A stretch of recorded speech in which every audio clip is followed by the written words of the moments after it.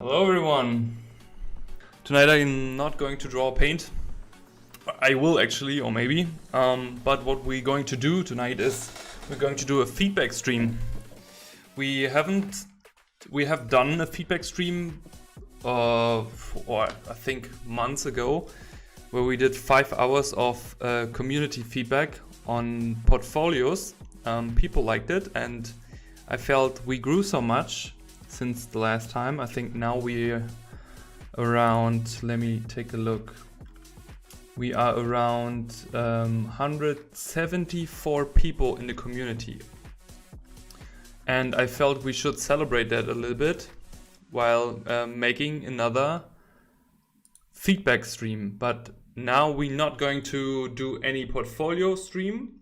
We will do an overpainting or a feedback session on specific art pieces. And if you want to also join the whole thing, if you haven't posted anything, I would say you still have the opportunity to post it in the art community. So for this, you just need to click the button on the YouTube banner, join the community on the Discord button, and then you can post your artwork in the critique channel. And you just need to hashtag it with stream feedback. And what is very special tonight also is you have the opportunity to join me in the stream feedback voice channel.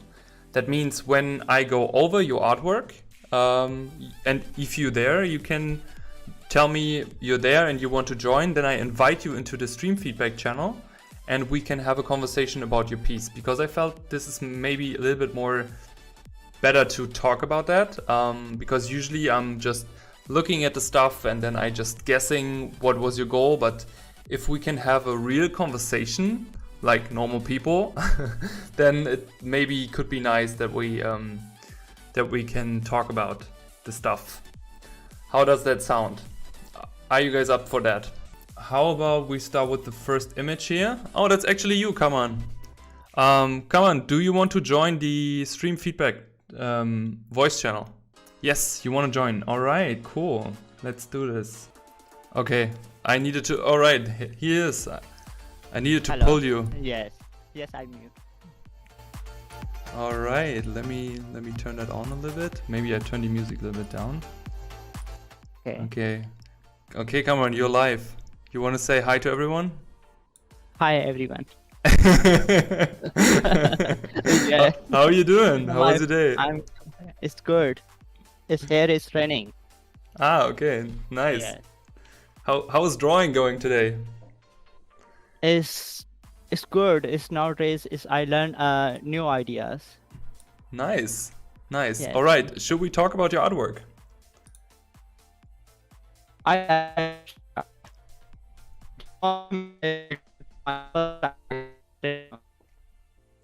Sorry, come on. Can you say it again? You were cut off.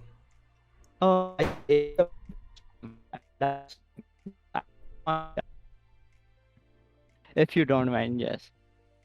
Okay. Now you're back. I think your connection was cut off. Oh, now my side is better. Ah, okay. Now I can hear you.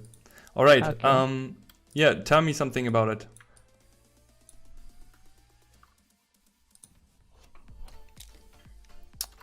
Hello. Yeah, I hear you. Yes, sometimes voices. Okay. What you ask question? Yeah. What was your goal with your piece? What was what do you want to achieve? Oh, in my life, I achieve everything. I'm lucky because I start a development. I achieve. Hello, you hear me? Yeah, I hear Your you. voice? I'm listening. Okay. Yes.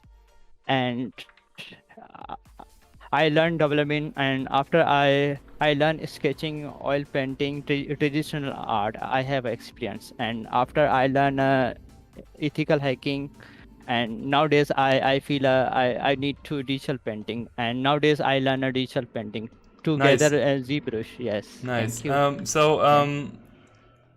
For your piece here, was it a study? Do you want to make a portfolio piece? It's a study. A study. It's a portfolio. Okay. It's a portfolio. Yes, you're Portfolio. right. Okay. Yes. So generally, I really like the colors. What type of bird is that? This bird is abstract. This Okay. bird is only, yes. Interesting. It's All right. So generally, I would say it looks pretty nice. Let me go back a little bit here. So what I would first suggest is definitely work a little bit with the values, because when we okay. make it in grayscale, Okay. before you see that it is very even in values. So if I adjust a little bit the brightness and the contrast, as here, I show you how to do it. It's very simple. So you just go on the lower effects here, and you take brightness and contrast, and then you get this layer here. Let me move this up a bit so everyone can see it. Boom and boom. Yeah,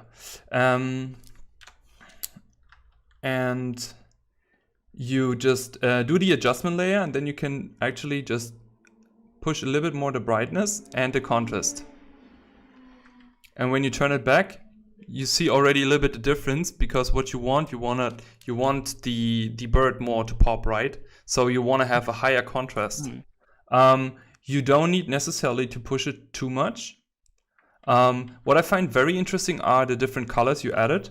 So what you can also always try is maybe try a vibrancy layer, just to see if you want to go for something very colorful, if you want to push a little bit more the colors, and you also try and play with that. See really how it's going to work, if the colors are coming together, and if the richness of the colors will be staying there as you like to do. And then at the end, you basically just merge everything. Let me put that in a group. Okay. So, and now also I would just flip it. So the thing is, what stands out for me the most are definitely the feet. So you said it's very abstract, but I would try, if you go for something which is actually on a realistic base, I would try to be very close to the reference. So I would suggest really take a look at the anatomy of the bird. Even though if it's realistic, you could communicate that a little bit better. Also, looking at the background, what I would also try to just give the bird a little bit more of a general pop, because what you always want to look is very small. You want to see if the thing you want to show. The middle point. Okay. Or middle point. Yeah, right. Okay. It's about the focal point. And where you want the eye to go. And for me, it seems like you want the eye to be here, right? In this part. So the focus, right? And I see you did a lot of round brush strokes, but what you can actually try, for example, to take the gradient tool and take some of the dark blue rich colors you have chosen, and then what you can do, even darker, and then just trying to darkening the corners a little bit, to maybe go for something like a vignette, but not too strong, but just to keep the eye inside of the image. Because if the values on the outside of the image are very bright, it can be that the eye is wandering off the page, and that's not what we want. We want the eye on the page. So you see already the difference here. When I just take that away, it doesn't mean that you don't need to show your brush strokes. You can overwork it, of course. You can always like brush that in, but in terms of values, I would always suggest if just putting it to grayscale and then double checking it. You see what is happening here? Like you have some dark spots on the image, like on the top, on the right, and a little bit below. But the left corners, for example, in terms of values, are very, very mid-range. Yes, you are right. Focus is changed. And then what you can also try is maybe just add a multiply layer here. And then we take maybe a warm mid-gray. And then we can take a soft round brush actually here. And then the thing is also, your bird looked a little bit too flat in terms of geometric form. So what I would also suggest is very gently working in the form shadows, because the bird is not flat, the bird is a round object, right? So pretending the light is coming from the top or from the front, I would suggest going in and gently working in the form, like without changing it here too much, like changing the legs and everything. But I would definitely recommend you to work a little bit on those legs, or try to find a solution for the legs.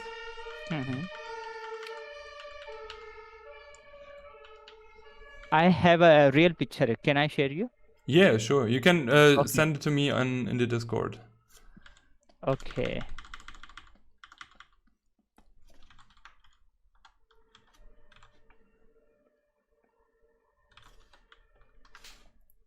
And then also pushing the light a little bit more. So it seems like you had the intention to add a little bit more warm light. I share in voice chat. Yeah, okay. Okay.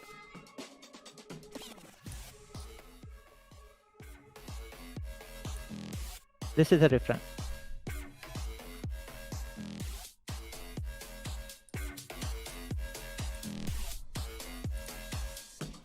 Ah, okay. So here we have the reference. Let me open it. Yeah. Okay.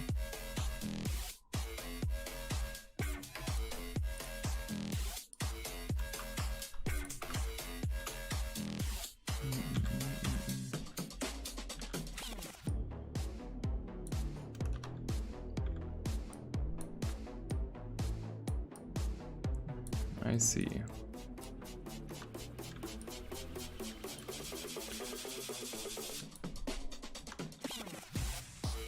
Okay, so that's pretty cool actually. Let me change a little bit the music here. All right.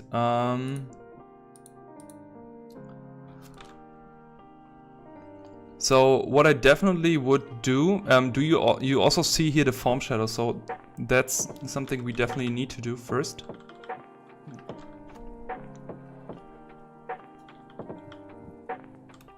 You see, because you have it also here. Yes. So you can technically put it on grayscale and then just paint it in, not even looking at the colors, just gently work in some volumetric shadows. And also you see here that like the white part you have chosen to make very white, which I actually like. I wouldn't say change that. It's also interesting, but you also see that the value change here is very strong from this part to this part, because we see here that's almost very even. If we zoom out, this bird on the right looks like one thing, you know? So what I would suggest is like maybe playing with that. If the intention for you is to show something with the white and make it pop, then do that. So just play with that very gently.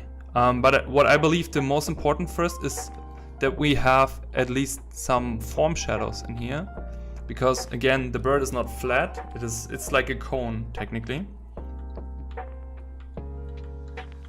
But and also like here, those shadows, those ambient occlusion shadows are very important. And then, I mean, do you see the adjustment here already? So Yes, I see. So now what we can also try, we could maybe add a linear dodge layer, and then we take maybe something warm, like dark and saturated, and we could try to push the light a little bit more.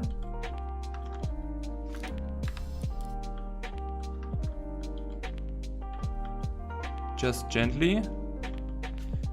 Maybe going back here for the shadows.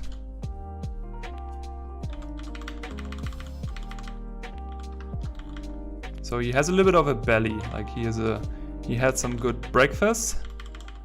So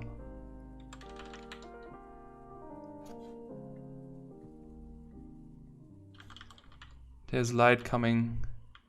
On the reference, actually the light is a little bit coming from the right diagonal, but we can take that as well.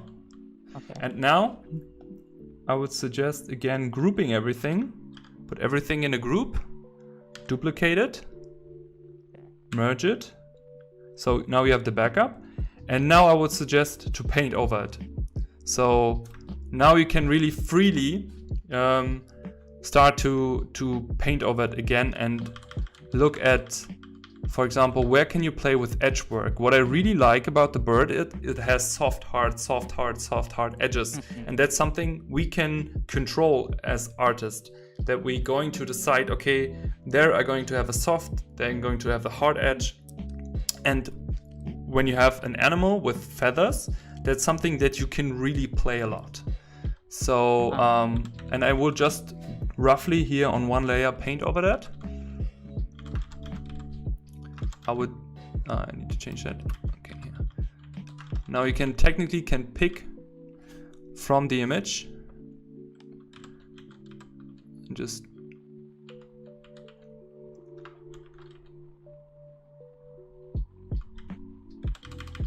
also here, when you see the thing he has here in his forehead, I don't know what's it called from birds, but you can just take this. The head hairs. And also, like, if you do something, if you paint something, go with like the direction, okay, when you make a stroke, because then you just have to do a little bit.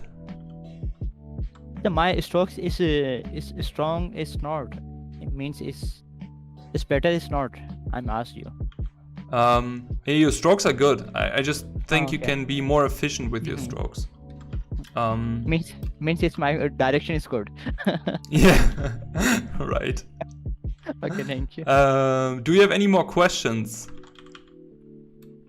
Otherwise, I would save this, and I will toss it to you, and you can, if you want, you can paint over the feedback here again. And when you're done with that, you can post it in the art community. Okay. How do you like that? Yes, I like. Okay, cool. All the time you support, and we are happy, really. That's great. Thanks. Yes, that's great to hear. Thank you. Come on. Thank All right. you. I will save that, and we will continue with the next one. Okay. Bye. Ciao, ciao.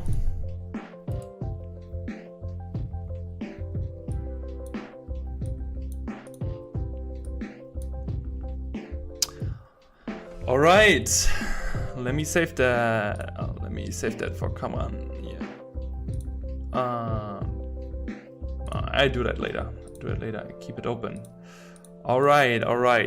Who is next?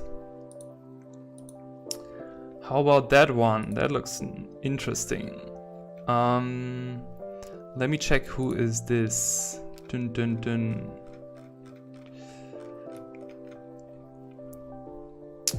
Oliver. By the way, could everyone hear Kamran? Lucas, if you want to submit your art, you can do this on the Discord of the art community. You just have to go on the Discord button, on the YouTube banner, or on Twitch, and then submit it in the critique channel with hashtag stream feedback. Hey boy, welcome to the stream. Hey Osh, welcome to the stream. Thanks for the follow. There he is. Hey Oliver, how's it going? Hi, how are you? I'm great. How was your day? Pretty good. Very busy at the moment, so. Busy? Yeah. A lot of working, drawing, painting. Yeah, I'm back at school at the moment, so pretty busy. Nice. All right, do you want to tell me something about the image? Yeah, I'm kind of stuck direction to go with it, I guess. I really want to have the different material qualities show through, because the thing he's wearing is kind of almost like a fleecy blanket, you know? Okay. Yeah. It's So- like a weird alien dude. Okay, so like your question was more about how you deal with the material around him, less than him, or just in general everything. In general, everything, yeah. Mhm. I'd really like to get better at lighting and materials. Stuff like that. It looked a little bit like a 3D sculpt. I think you also wrote that in the channel, right? Yeah. This is like my first 3D sculpt that I did. Nice, looks really cool. Did you render out different paths on this, or just rendered one image and then started to paint that on top? I didn't know you could do that back then, so it's just one image. Okay. And the cloth he has around, did you painted that, or was that in 3D as well? The base like material was in 3D just to get the lighting that I rendered. Okay. Okay, cool. So, I mean, in general, it's pretty nice. I would say the first thing which I mean, it's a square format. I don't know, was the intention to post that on Instagram because of the format? I think it was just I saved it at a pretty weird resolution and then just never fixed it. Okay. I mean, it's not bad. It's just, I was just wondering why it's a squared format. Anyways, we can work with that. In general, I would just say if you go for a portrait, you can technically go for something which is a little bit more elongated to the top part. So you have more of a triangle composition if you choose something like for the head, you know, Yeah. because just if you make it a little bit longer, then you have more room to play, and then you can technically just like scale it up a little bit, and then it already changes a little bit the perception of it, you know. Yeah. But we can stay with this format if you like. All right. So first of all, I would check the values again. So yeah. So you said lighting. Definitely, we can push the lighting here, but overall through the 3D used, it's very even already in terms of values. So again, I would start with an adjustment layer and just to see how can we push that in terms of values. And also, Okay. what were your thoughts on the material of his skin? Because he's an alien. Like, what was your intention of which planet is he come from? Like, what are the certain things the planet has? Is it a gas planet? Is it a water planet? Is it a planet where they have a certain oxygen? Suppose I should have really thought about that. At the moment, I was kind of just like really like in depth with it, you know. I was kind of consumed by it, but I picture his skin like, I don't know if you know Thane from like is his name Thane from the Mass Effect series, where he's got kind of this. How do you write him? Let me see if I can. Vane from Yeah. Mass Effect? THANE. THA. Mass Effect. Ah, okay. I see. Maybe we can find a good reference and we can take him. Ah, that's a nice reference here. All right. So I would just throw it in here. This guy, right? It's just a bit of a delay. He's the green dude, and he's got like plates on his face. Yeah.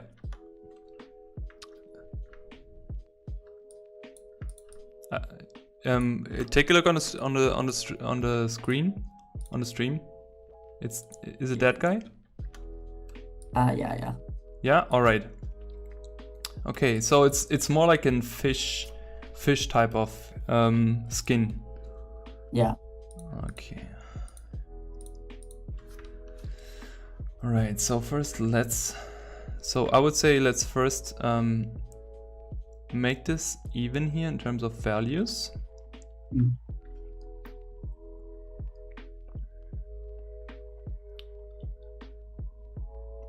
Also play a little bit here with the vibrancy.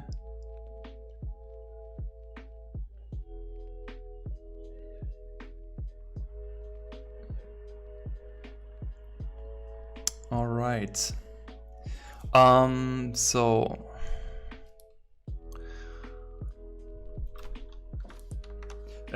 what were there supposed to be, those things here? The little like tendrils. Mm-hmm. Yeah, they kind of like move, you know. That's how he like feels his way through his environment, kind of thing. Okay.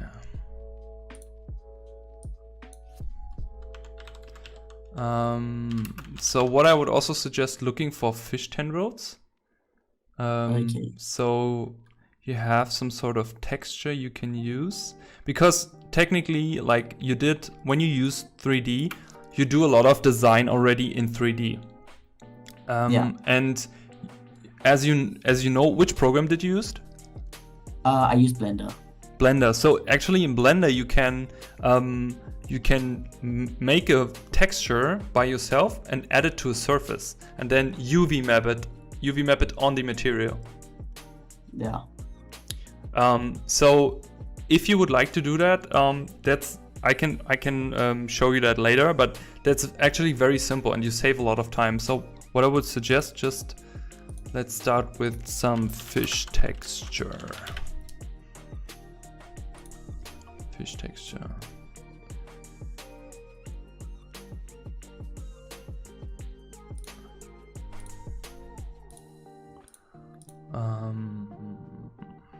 Something that can work well. This looks nice here. Okay.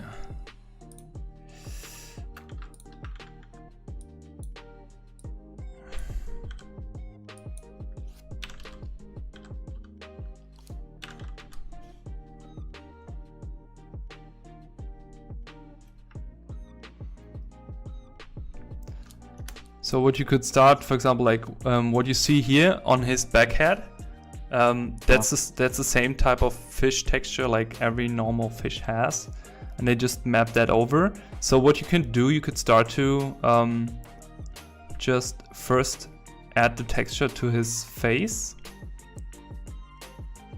Yeah. And I would do that on an overlay layer. And also make sure that the scaling of the texture is not too big. That's very important because it also tells believability. So if you compare his size to a fish size, just think like how big is his face, his head, and how big is technically a fish. And then think about, okay, should I add this type of size, or can I scale it even up or scale it down? And I would also suggest to play with that, really try different stuff. And try if like it looks nice when you do it, if you do it in a small scale or if you do it in a bigger scale. Actually, I would also suggest here, let's group this, duplicate it, merge it. Now let's cut out his face maybe quickly.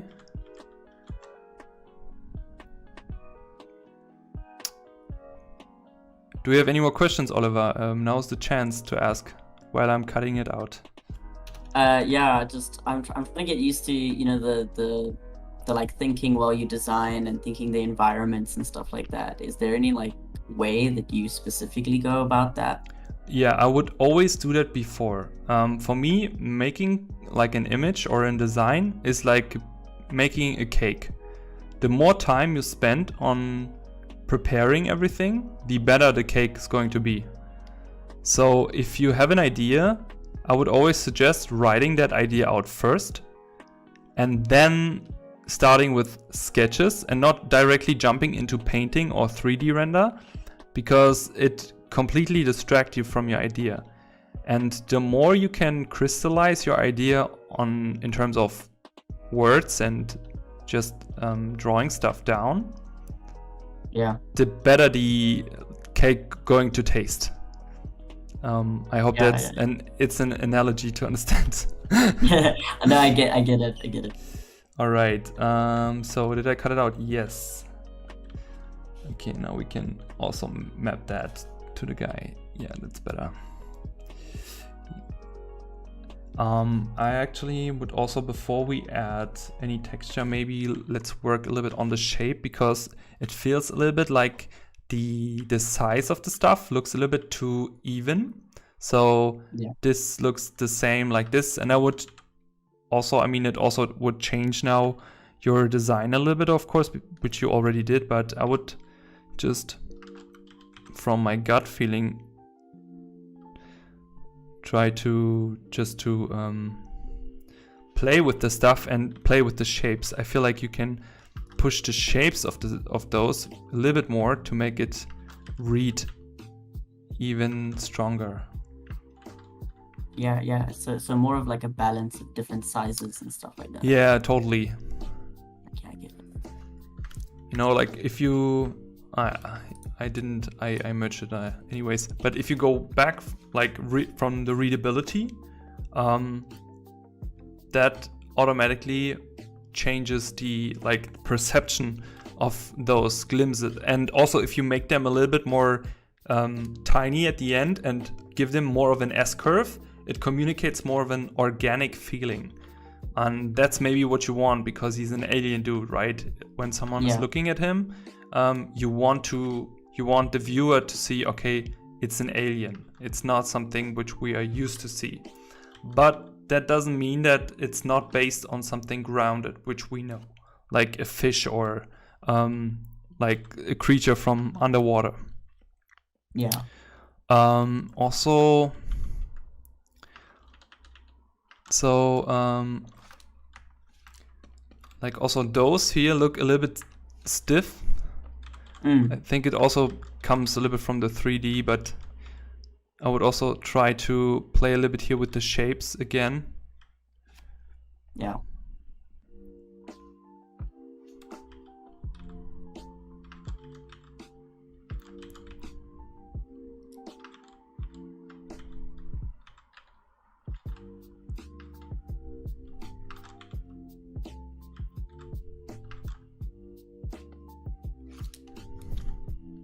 Do you know the guy from Pirates of the Caribbean? Davy Jones? Yeah, I love that dude's character design. That's a really cool design. And I think like if you would look at him also, when you if you want to work on that even more, like if you look at him, especially the lower part, when they did that, and basically it resembles his beard, but those are those tentacles. So that's something you could also do. But also the question is like, what is happening to them? You know, like, is he feeling with the stuff? Are they moving when he talks? And what are the needs for that? Like, why does a creature on a different planet has those type of tentacles? What are they doing? Is it communication? Is it like, does it has no hands, no arms? That's really something you should consider while doing that. Yeah. I get that. So it's a kind of like form and function. Yeah. Okay. Also with the ears, for example, I would be very careful with adding stuff like ears, because he's not a human being, right? Yeah. So like again, same question, why does he has ears? Okay. Like when, like, if you design that for a IP or something, like when your art director comes to you and asks you, okay, design us a creature from a different planet, and then you give him ears, and then you have to answer the question like, okay, why does the alien actually has ears which looks similar to human ears? You know, like it has to make sense on a certain scale. Okay, yeah, I get that. So I mean, we can give him something like cloth. Also here, play more with the shapes. Yeah. And look really also on reference, like everything is falling.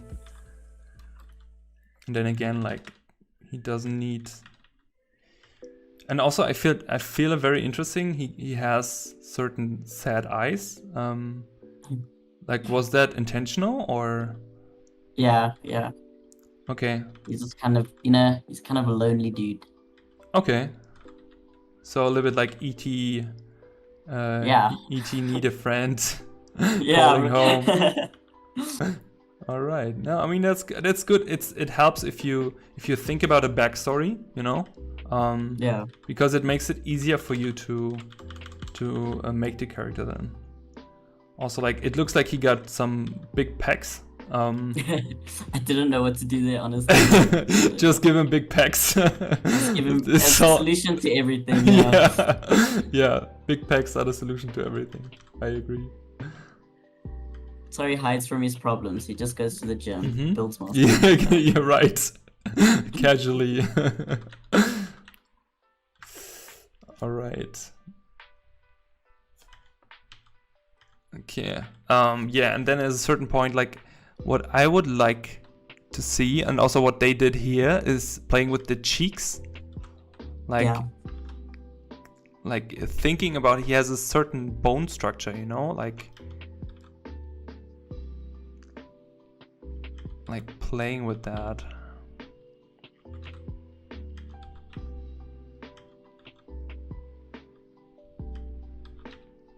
Maybe there's a reason why he has those cheeks. Maybe it's some sort of like protection if you get attacked, or the area where he's living on his planet. Like everything has to have a reason. So for the design, again, like just think about the stuff and write the stuff down before you actually going to jump into executing the stuff. Okay, so now let's go over the lighting also. So let's start with the form shadows. Always form shadows are very important because they help us to make our drawing painting less flat, and everything has some sort of form in perspective. So that's the first check mark here. So what is the light direction in the 3D? It's like a diagonal light from the top left, right? Coming from here? Yes. Yeah. Okay. And then there's kind of like a warm, just slight rim light on the other side. All right. So what you can always do is start with a multiply layer. And also it is important that you decide if you want to take, if you have a warm light source, go for a cooler shadow, and if you have a cool light source, go for a warmer shadow. Okay. Yeah.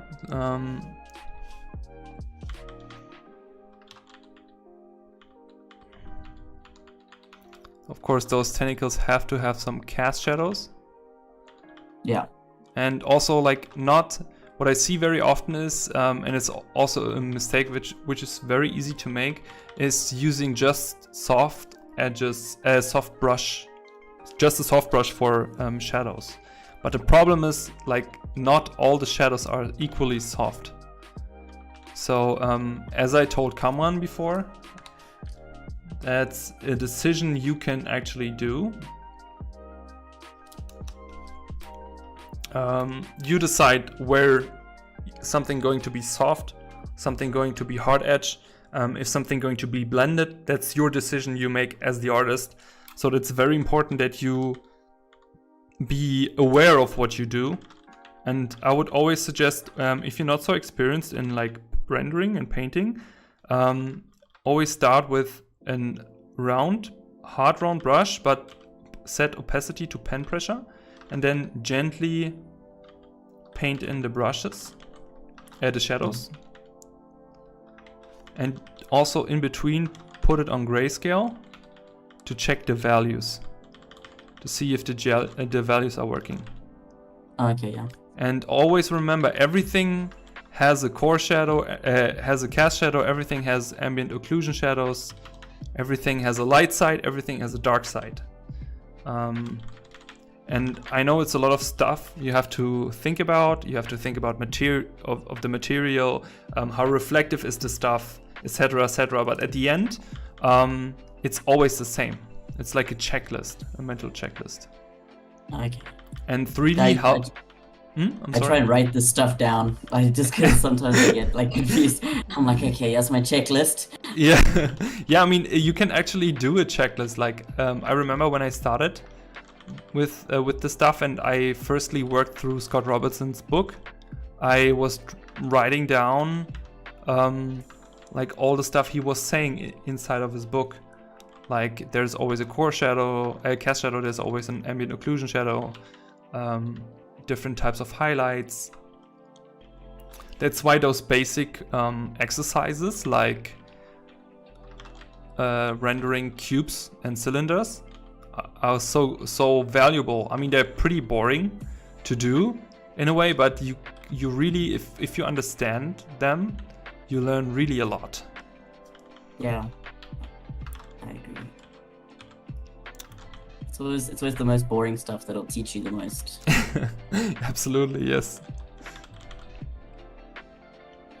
All right, now for the skin, I would suggest taking a very soft brush.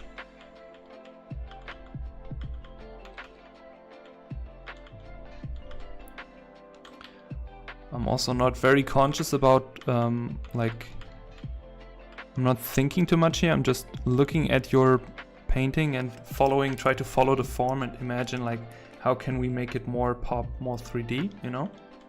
Yeah.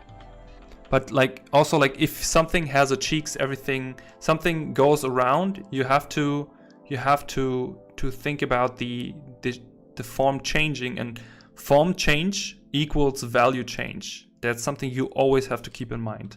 So that's why it's important that you switch to black and white in between. Okay. Yeah. Okay, let me just quickly do a couple more strokes here and here and here.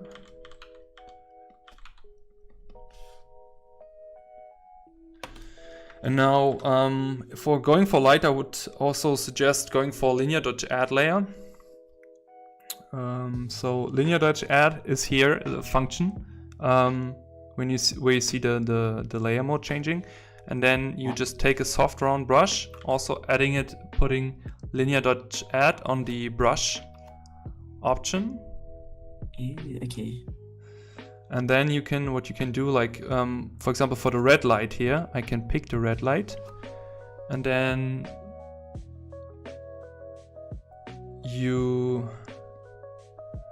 let me quickly reopen my color wheel so you can actually see it. Extension color wheel. All right. So if I go for something dark like this. Yeah. And now if I start to paint in the light, was the idea that it's only a red rim light from the right, or is it evenly lit, like a volumetric light? I think it was just supposed to be like a slight rim light, just to add kind of little touches of light. Yeah. Okay.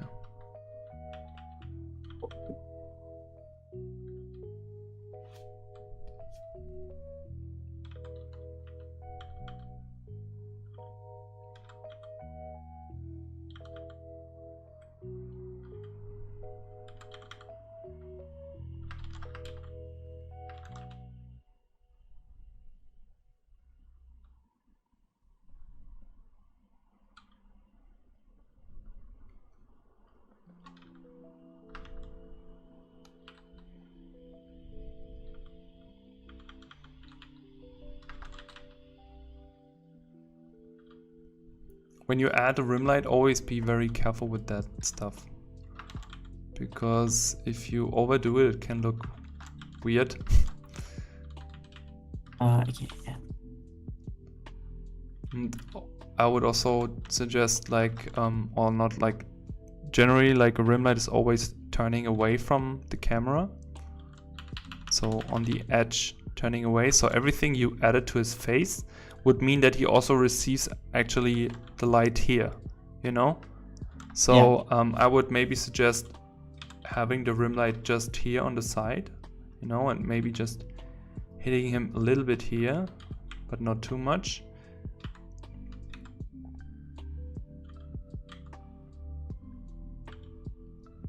And then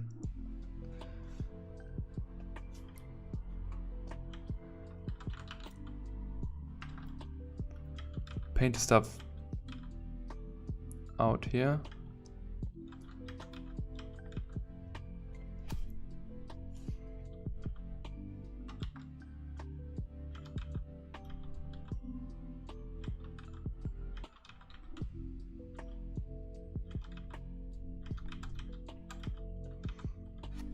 And then we do the same stuff for the other side.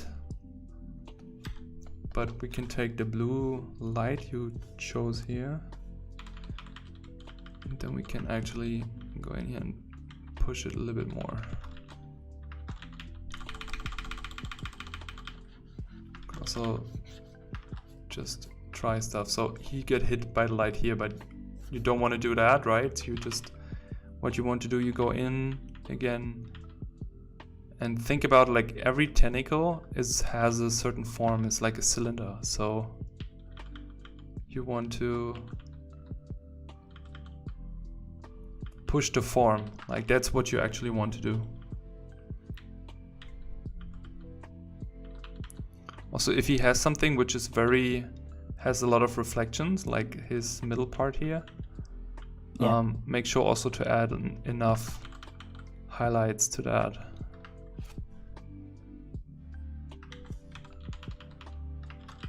Also, if there's blue light, his eye is also going to reflect them.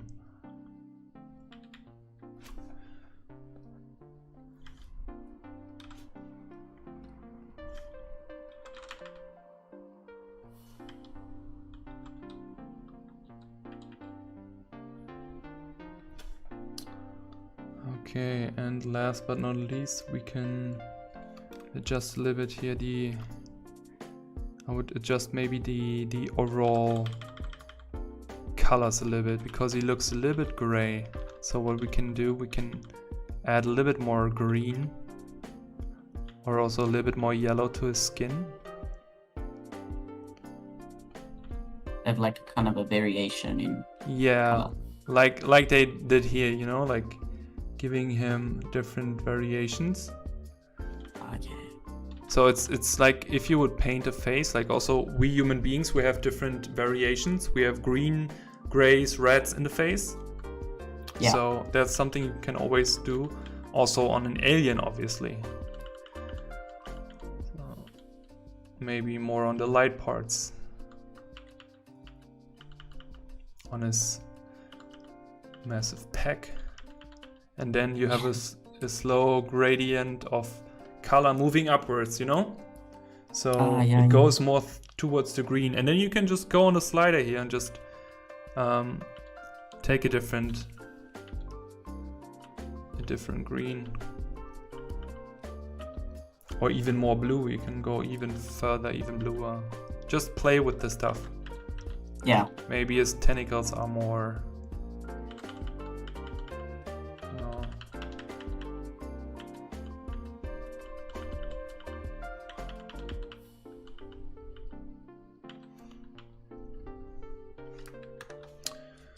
And I would maybe make this stuff here a little bit more red.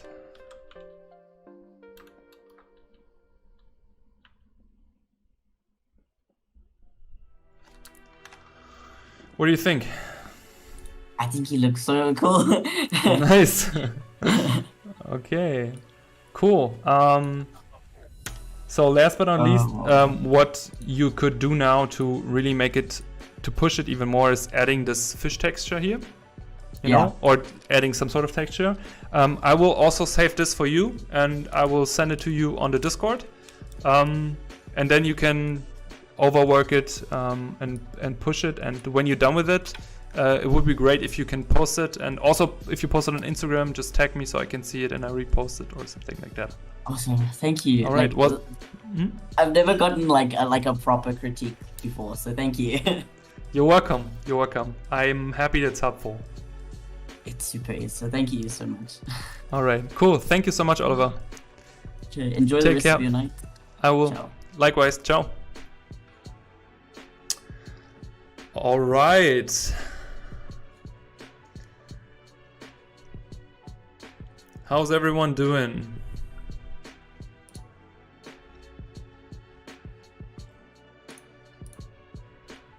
So we got two feedbacks done, but we spent an hour on 2. I'm curious, like how much we can get through tonight. All right, that's Oliver. Oliver's also done. So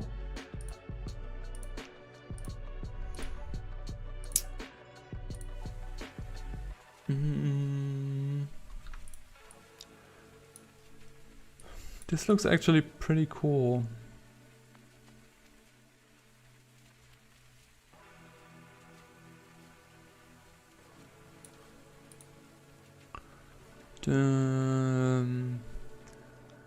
Boy, how about you? Should we talk about that?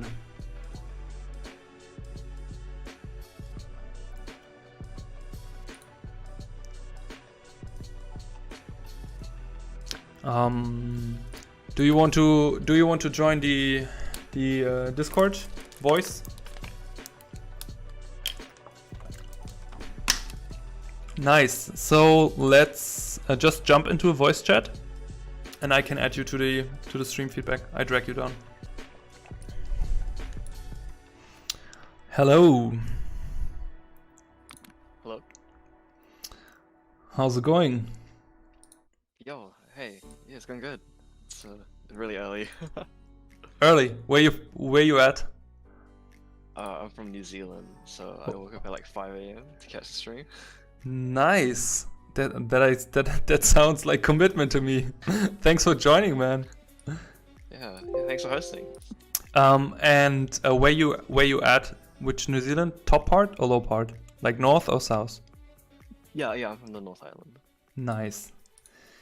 All right. Okay, cool. So let's talk about your image. Yeah, so this was like one of the pieces I created for a project that I'm doing through Brainstorm, called it's like the assignment for World Building 1. We pretty much had to like design environments and explore like the world of a certain character from the Street Fighter story in games. And the character I chose was Kemi White. Okay. The idea I had for this piece was like, because one of her main stages in the games is set in like an English castle and like a manor. So I thought that maybe like I could explore an interior where like they repurposed and renovated like old English castle hall into like a training facility where she does like weight training. Okay, cool. I mean, you first of all, I need to say I really like your line art, line work. I feel like this is like line work is one of the most important skills you can have as an artist, and also like to work in a production. Every art director who's looking for good line work, or is at least appreciating line work. So I really like that, and it seems like you spend it also a lot of time on drawing this with all the fidelity and stuff. I'm not a big Street Fighter guy, so I'm not into all the all the little details you maybe added to the story. But in generally, I would say first of all, what I like is that you added some sort of action to the piece, so that you have this part here and this part here and him, so that there's stuff happening. What I don't like so much, or which I think we could improve, is this area here, because you technically have a very blank area here, and the character to me looks a little bit too small in scale as well. So I believe we could technically scale up the character a little bit more. And my question to you would be, what is your first focal point in the image? I wanted the first focal point to be the mid-ground where the character is interacting with the wall thing. Okay. Hey Fox, welcome to stream. Thanks for the Twitch follow. All right. Let's scale her up here. All right, that's better. It's also a very hard pose you have chosen here. So it's hard to do. Also, it seems like the anatomy is a little bit off here. So, like, she is punching through. She's punching through, but it seems like her body is shrinking a little bit. Even though there's a twist, like, she should at least have some torso stuff in here. Also, the leg here could be a little bit more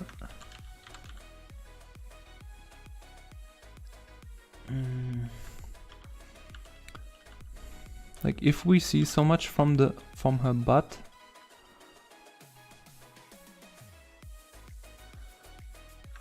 then we need to make it a little bit smaller here. It's a very hard pose you have chosen, definitely. Did you? Yeah, it was it was Sorry? based off like one of her moves in the game. Ah, okay, I see. Yeah. But like since the game is like 2D side, so yeah. like, I had to translate it in like 3D and like a Yeah, so what I would like is if you would bring her first of all closer to the camera, because the point of action you said is in the midground, but if you made her very small and she's not that far away technically. So if we look at the dude here in the back, let's take him as a scale reference, and then we go with the perspective.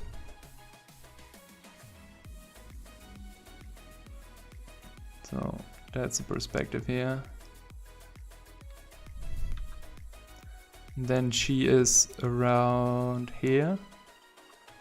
So that's his height. So we can divide that. So we can take this as a height. So it's basically this length here is the height of a character in that space. So here.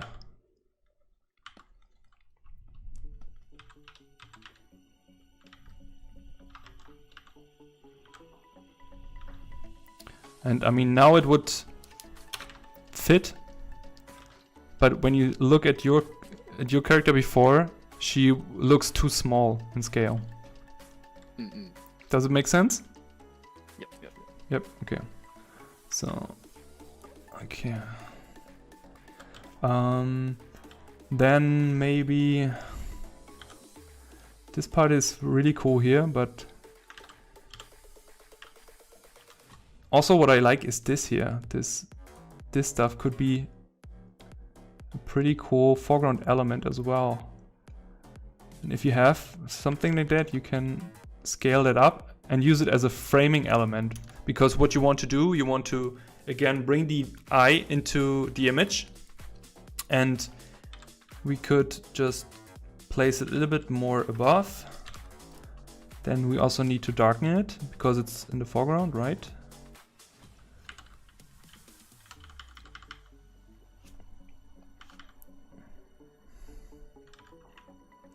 But also be careful with the tangents, and then we need to move that here a little bit. We need to take this part here and move it a little bit to the side.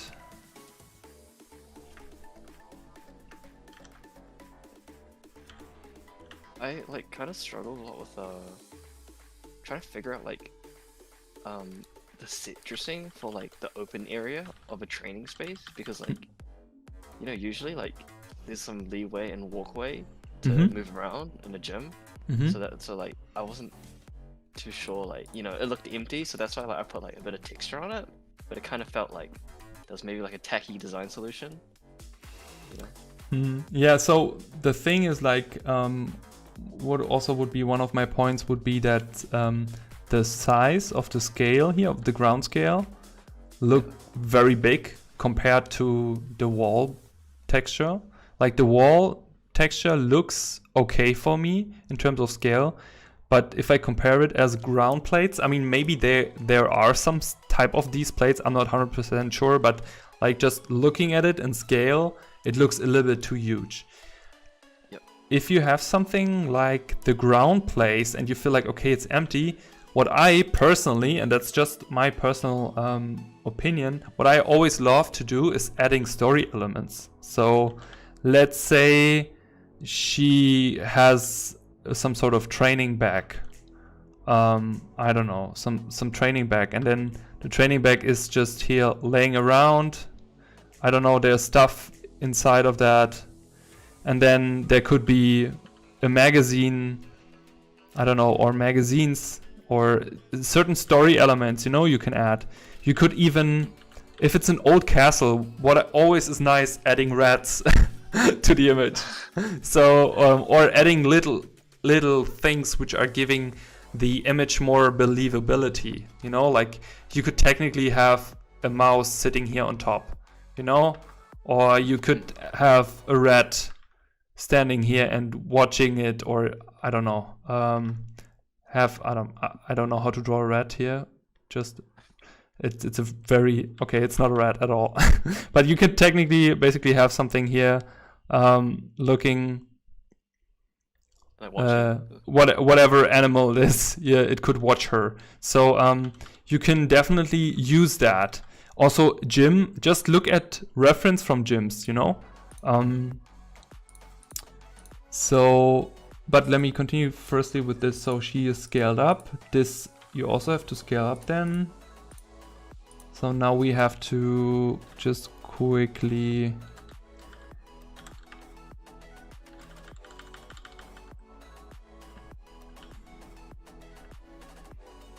paint her away.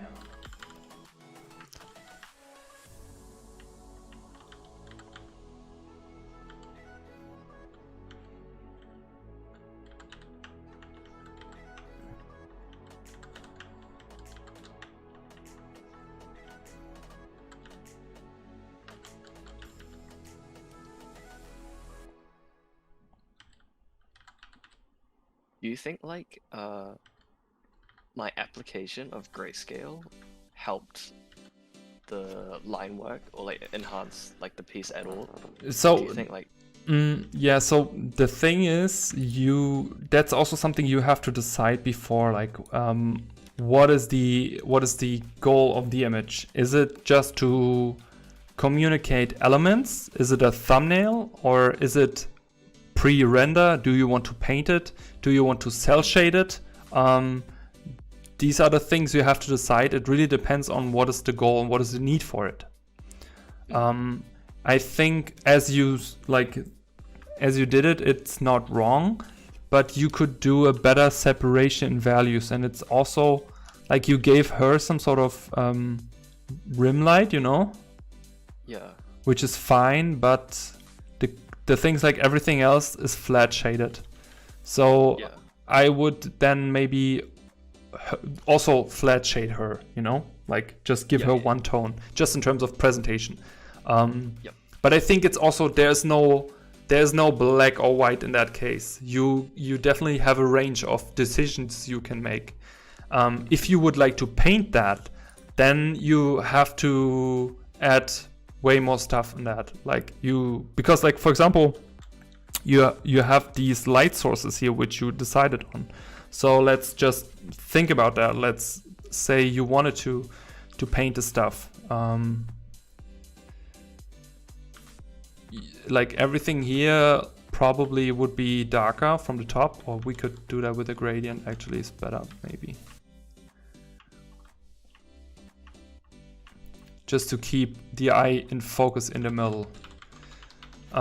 That's like doing something like this automatically just brings the eye a little bit more into the image, I'm not a big fan of a vignette, but sometimes it's if you just do a little bit of a gradient, it helps just to bring the eye inside. Because here, like everything is so flat and so even, you tend to look at everything, but if you do this, that can help you just to look at the focal point right away. When it comes to value separation, I think you could definitely push the stuff a little bit more. And also, for example, my biggest problem is that the walls and the ground and the ceiling, everything has the same value. And then all the elements are pretty dark. I would tend also to give everything the realistic value. So if the ground tend to be more darkened, I would give it a more dark value. Same for the walls, same for the ceiling, etc., etc.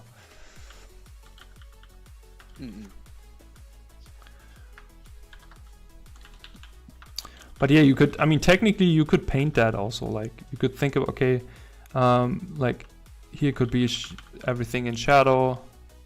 Like here everything is darker. Then she would also get some sort of cast shadow. I mean, depending on how dark is the foreground here. I mean, I just roughly do that here now.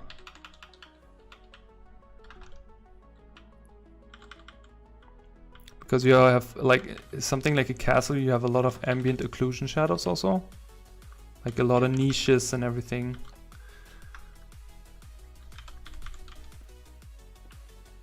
So, oops. And you also have a cast shadow of the boxing bag here.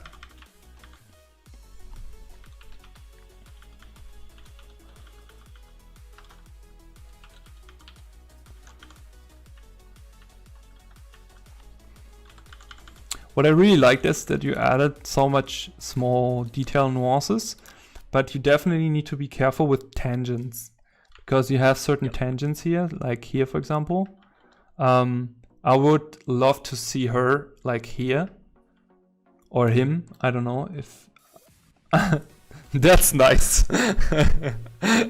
That's the same commitment which brought you out 5 AM in the morning for the stream. I really like that. Oh, you okay. I see what you did here. Yeah. Cool. I'll see like stuff like that. It's really cool if you do that to an image. If you add, I see here. Okay.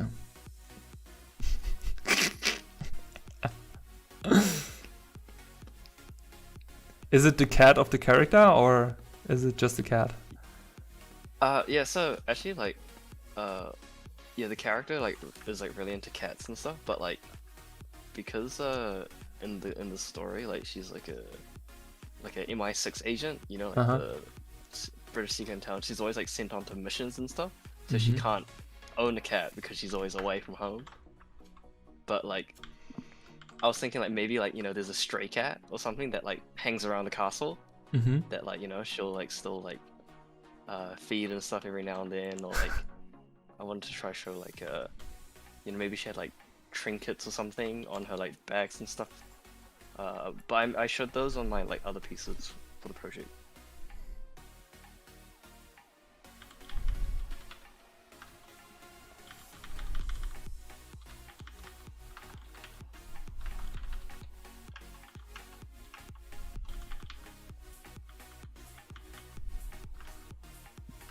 So this is also something you could try. Just darken everything and then basically erasing it out and bringing back light. But again, it's like you need to decide what you want to do with it, you know? If you want to keep it in a line stage, if you want to cell shade it. You could technically also put colors on top or below. So that's really up to you. The thing is, if you make it correctly in terms of values, the different materials will read. Like I understand that this is a rope, it's a hanging rope because you drew it very well. I see, okay, these are metal plates. The question would be, okay, like if the plates here could be a little bit darker, but you communicated a lot through the drawings already, which is very, very good. So here, I would say just like, I don't have so much as a feedback here also. I mean, you could also play a little bit here with the stuff, but again, what was your intention to paint the stuff later on, or was it just to do the line art? Yeah, for the assignment we have to like go back in over our pieces and paint over some of them. I believe like I don't know if we'll be able to paint all our pieces because there's like too many to paint within the time frame. But yeah, this was one of the pieces I was considering painting because like I thought it could have like interesting lighting, especially like with the like I don't know what you call it. Those like There's like the window things, there's like the cross-hatching wooden things. Yeah, I thought that could like create some interesting patterns. So what I would suggest then is if you go for reference from cathedral interiors, difficult words, and then you go for, let me take a look at some good reference here.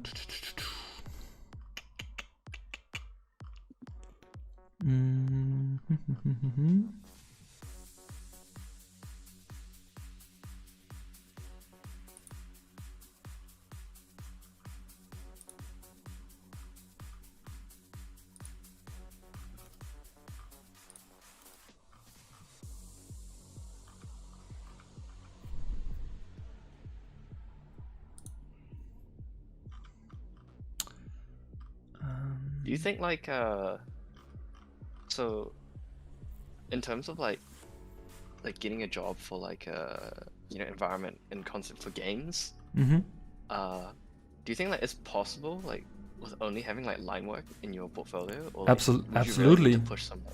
I would say that you either get a job with only good line work than having okay paintings, or like paintings without like a concept behind.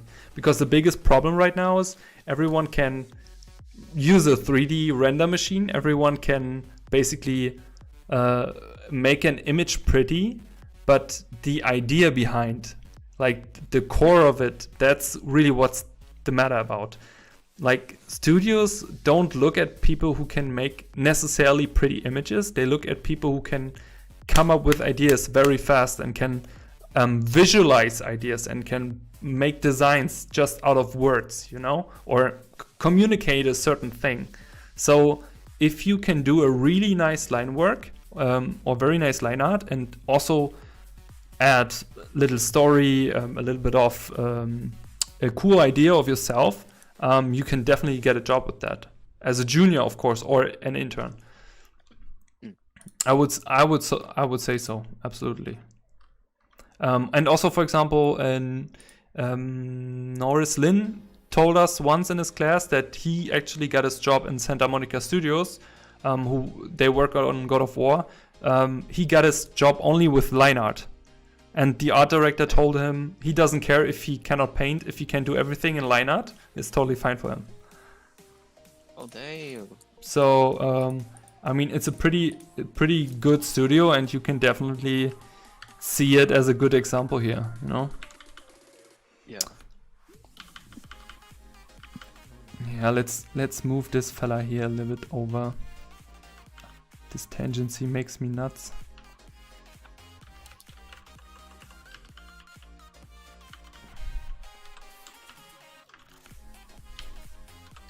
Yeah, so what I would suggest is if you want to paint it,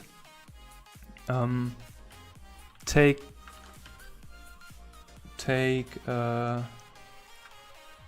definitely reference from like churches or maybe townhouses, because this also looks a little bit like a townhouse here to me. Or basically the reference you have for this windows here, and look at the lighting and try to apply that. And everything else here should support the focal point. So she here kicking the nuts out of this back is the focal point. So everything should lead to her. So even if you have, like as we spoke about it, if you have an animal sitting in front, or if you have, I don't know, maybe another rope here. Here could be another different ropes laying around. They should lead into the image to her. Okay. I mean, also you could also, I don't know, maybe you could a barbell, just a barbell laying on the floor, because she is never pointing at her, because she never cleans her weights as she should. or I don't know, just think about the stuff you can do. Yeah. Yeah, and if you come to the part where, so I would definitely work a little bit on the composition more, like just framing it a little bit. I was also wondering, why did you choose this format? You mean like the 1-point perspective? No, not the perspective, the format of the image in total. Because I feel like it would help the image if you widen it a little bit more. To give it more of a landscape format. Oh yeah, I see. I just did it because it was like A3. Like A3 Okay. is like the normal thing I normally do, but yeah, I do agree, like having it more wider could I feel like this opens the whole space a little bit more up. I mean, I don't want to distort it too much, but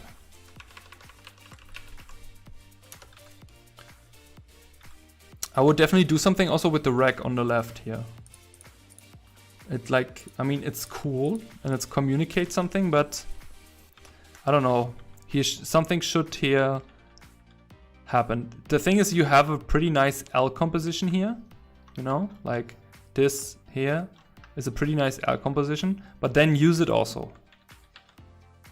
Also here, be careful with this stuff. Like it seems like a lot of stuff happening, like too many. I don't know if you necessarily need this stuff here. If you could take that out.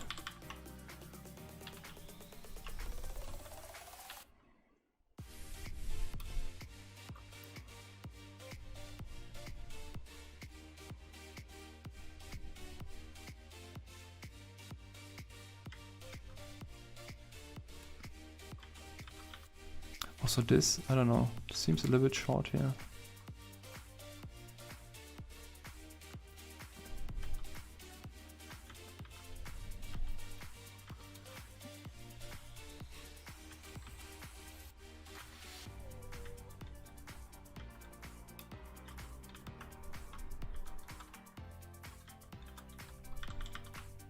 Maybe even taking that completely away. Just increase the readability. Maybe, I mean, you could also think if here's maybe a barbell also laying with weights or something, you know? So, like, just to balance out the whole thing.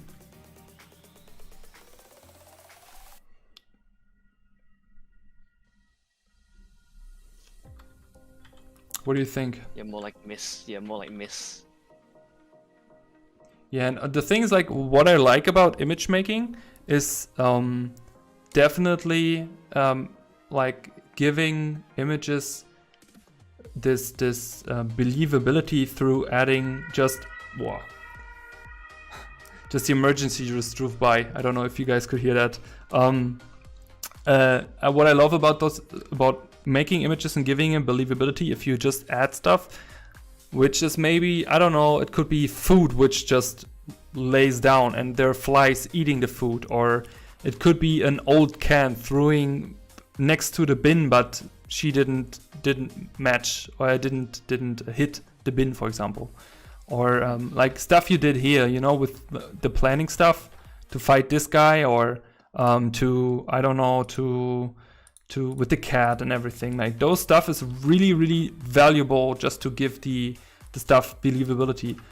Same if you would add, for example, you did, like, for example, adding birds in the top part of those interiors, you know. So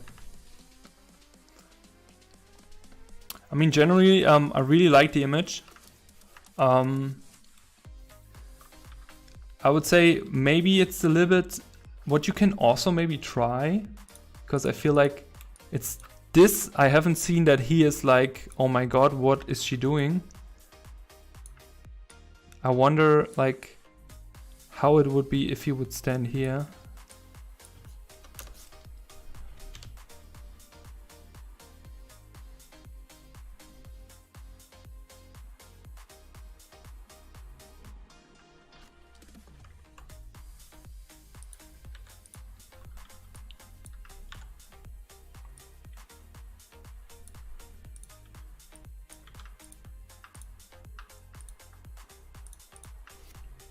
Also this one here. Definitely dark her down a bit. Do you have any more questions, by the way? No, I'm just like making sure I'm writing everything you're saying down. I will also either edit this stream or leave it on the YouTube channel, so you can always rewatch it.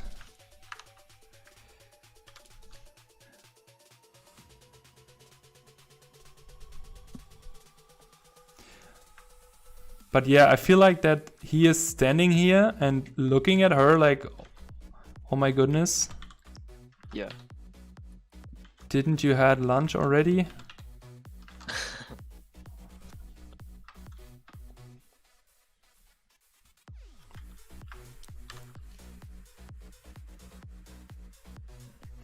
And then you can also add a little bit of rim light to him, just to give him a better read as well. He's like standing there. Just, I don't know, roughly. Standing there, oh my god, blah blah blah.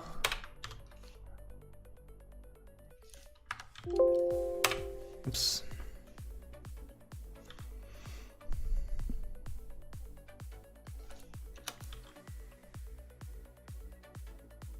And then it also makes sense that the person is running down, or is maybe in a hurry and then falls over the cat or something. And then you could think of maybe here is another room, you know? So this person came out of a room which is in the back here.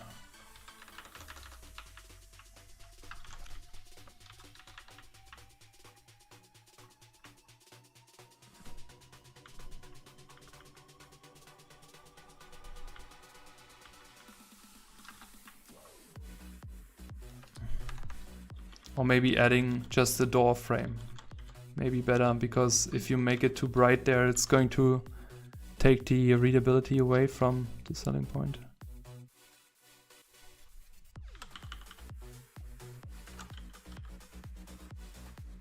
So maybe here's a door or something.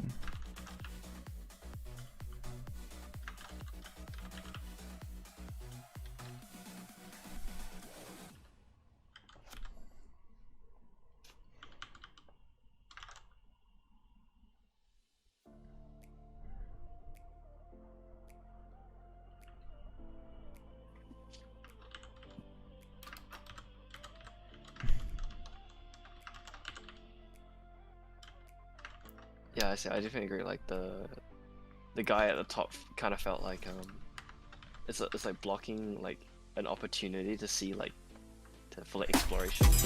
Yeah, and I feel also like the direct confrontation, like him standing here and looking, you know, like it automatically also, even if the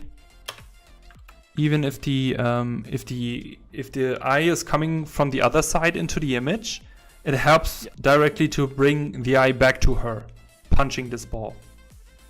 Yeah. Does it make sense? Yep. Hey Nikote, thanks for the Twitch follow. Greetings back. All right, do you have any more questions? No, man, it's a lot. I'm gonna try get a lot of those changes in. Thanks for helping out, eh? My pleasure. I will save it later on, and if you like, and I can send it to you. Yep. Yes, please. Thank you. Yeah. Okay. Cool. Thanks for joining. Thanks for having me. All right. Take care. Take care. Alrighty. That was awesome. What is the time saying? 1:30. We are doing good. Like 30 minutes for one feedback it's a good time. How is everyone doing? Let me read the chat. Bum bum bum bum bum.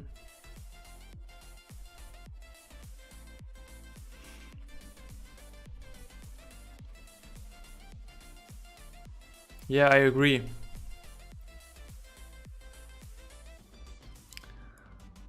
How you can separate your work, all your work for a job? You mean how you can I don't really understand the question, come on. Can you elaborate? What do you actually want to know? Like, do you mean how to plan your portfolio for that, or?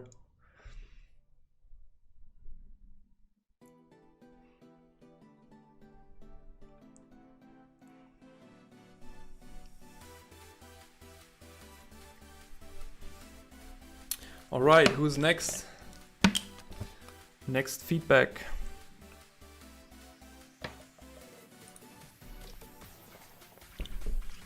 Ah, interesting.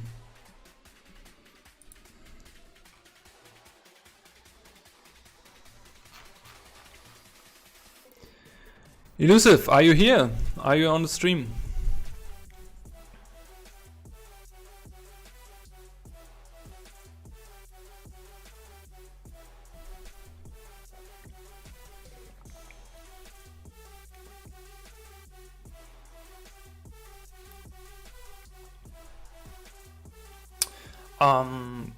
To answer your question, come on. So it would make sense if you try to focus on one direction, like not the pop band. Sorry, bad joke from my side.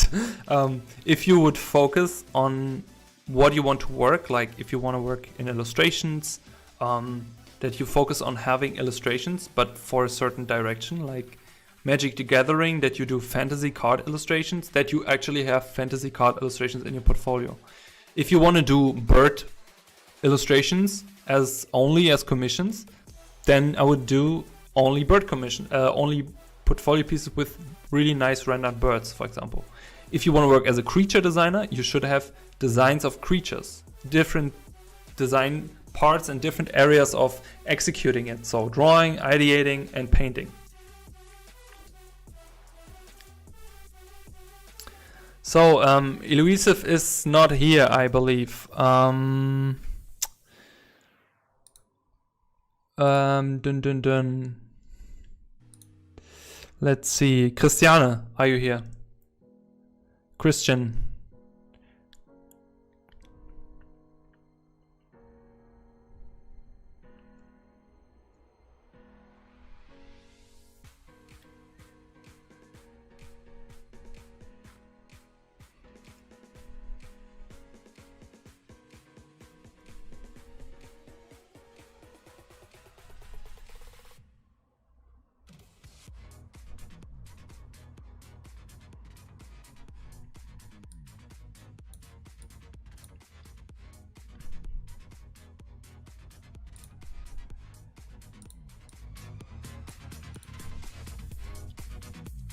Alright, Christian seems also not to be here. Oh, Christian is here. Is she was typing?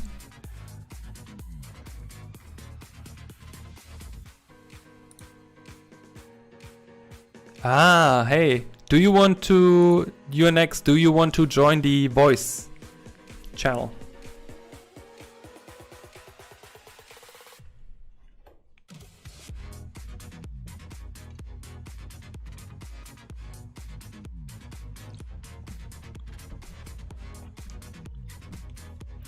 By the way, if any of you want to support any future productions of YouTube videos, content, what else, just feel free to subscribe, give it a thumbs up, or share it with your friends. And yeah, if you feel it's helpful, so we can grow the channel. You don't have a mic, but you can type. All right, that's fine for me. All right, so let's do it in a classical way. Okay, could you just quickly type what was the goal for your piece or the intention? Seems to be like a mythical griffin-like creature.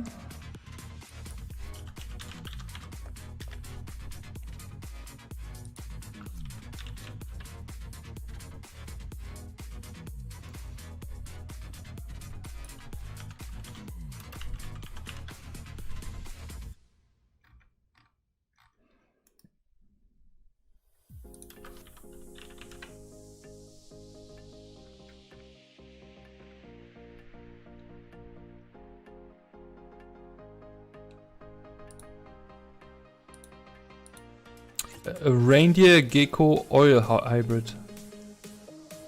Okay.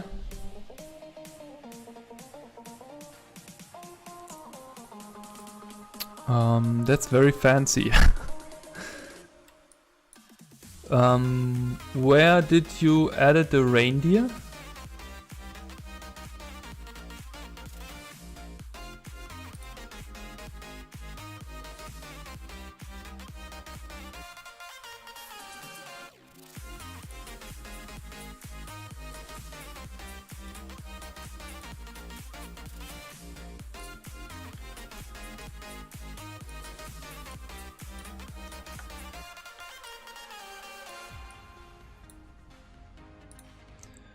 So let me add this gecko.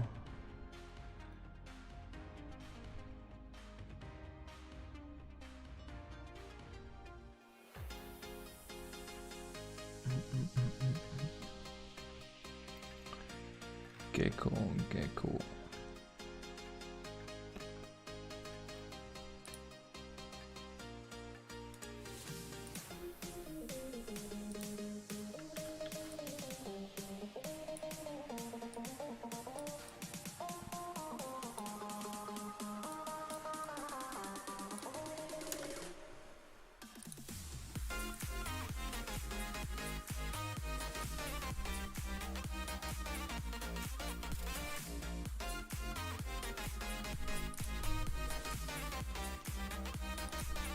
Ah, for the main body proportion. All right. Okay. Right. I would maybe try not to mix too much stuff, you know, because I feel like the more stuff you add, the more difficult it becomes.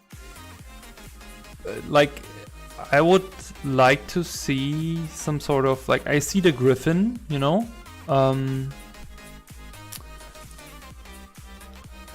But I don't see the owl, you know. I see more of a griffin, because it also like from the what's it called? Snable? Is it called snable? The beak. I think it's called beak. Yeah, from the beak it looks more like a griffin. You know, like this mythological creature.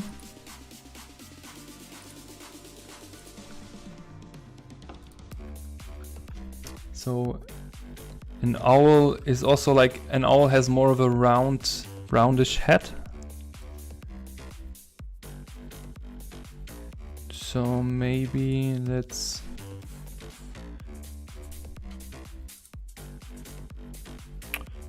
let me look for some nice owl pictures. What I would definitely suggest is thinking about what is the intention of the creature, like what is the environment of the creature and why did the creature became the way it is, you know, that there is some sort of purpose, some sort of reason. Did the environment basically made it?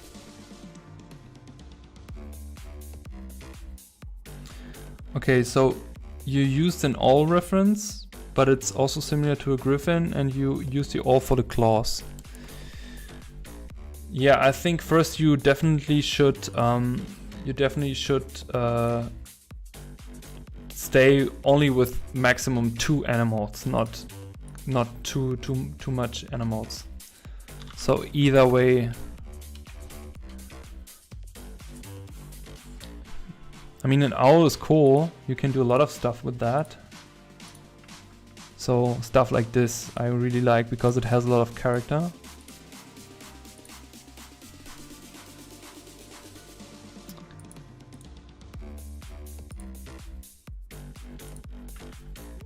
Or maybe like this.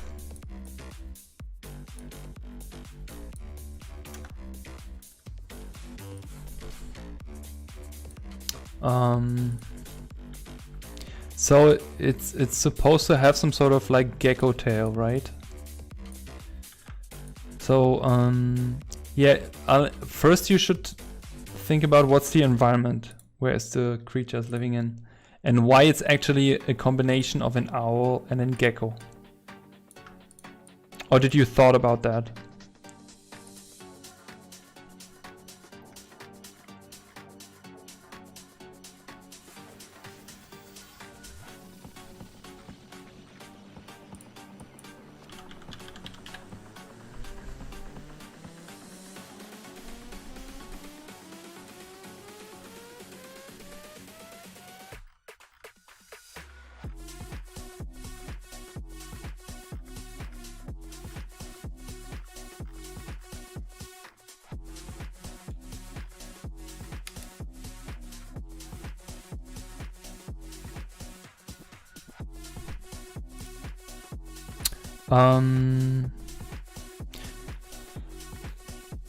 In a forest environment, okay, but why gecko? I mean, I just try to understand like why you have chosen those specific animals. What was the reason for that?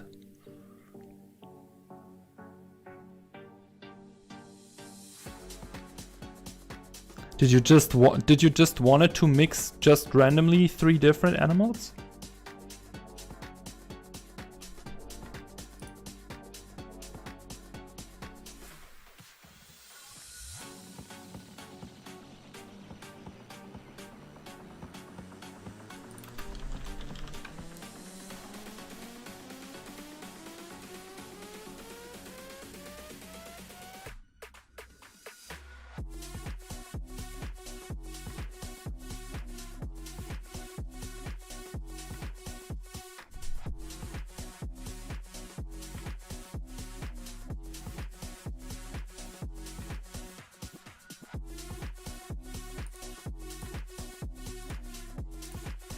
Alright, I think I found a good reference for the gecko. Okay,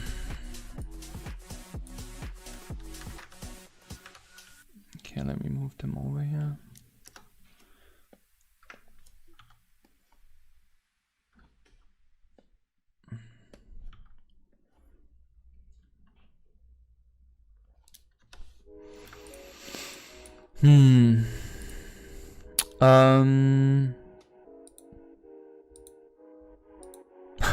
Okay, all right. Okay, so just for everyone on the stream, Christian is typing it to me here on Discord. So she wanted to mix 3 animals together and wanted to see how well they could blend into each other.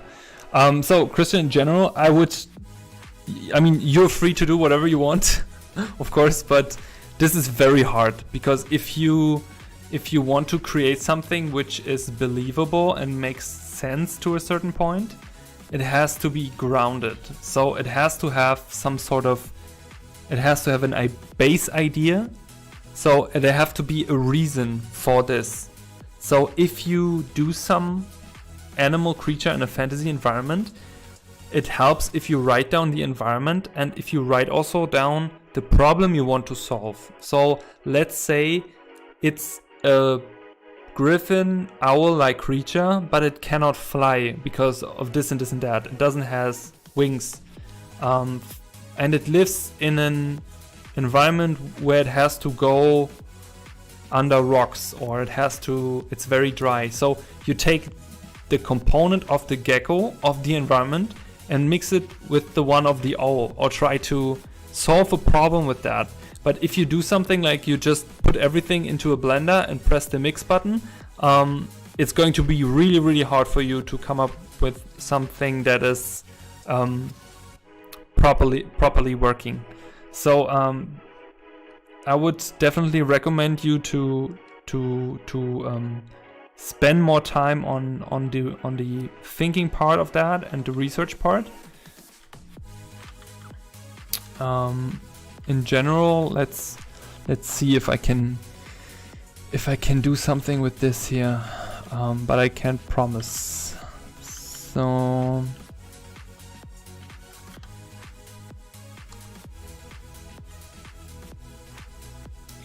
first you said owl, so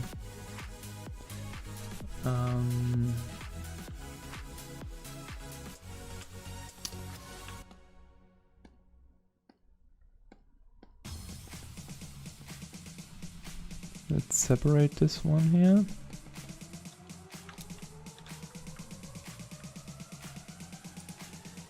Yes. Okay.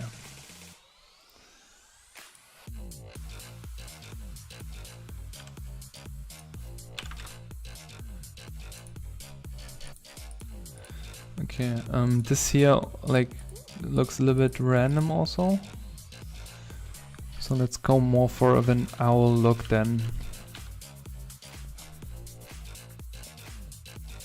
And we can actually delete this because we have it here.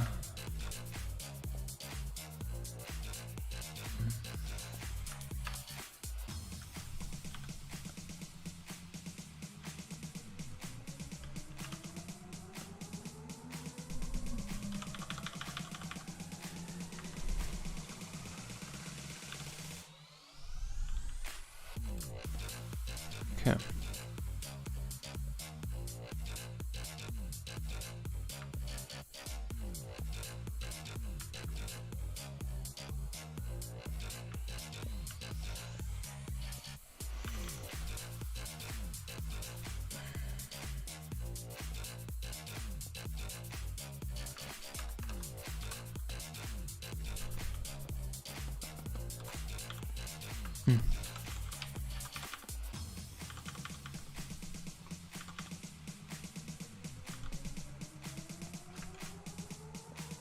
Okay, now. All right.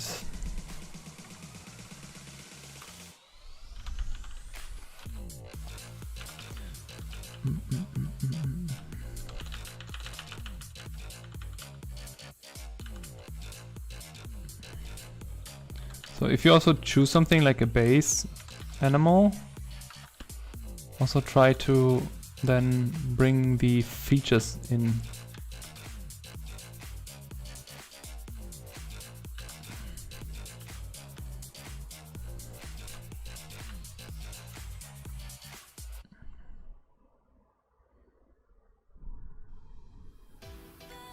The music makes your Adam Apple dance?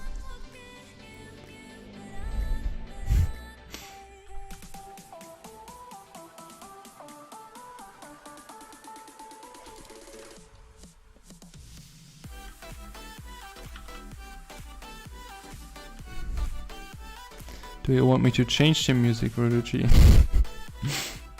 Was that the intention?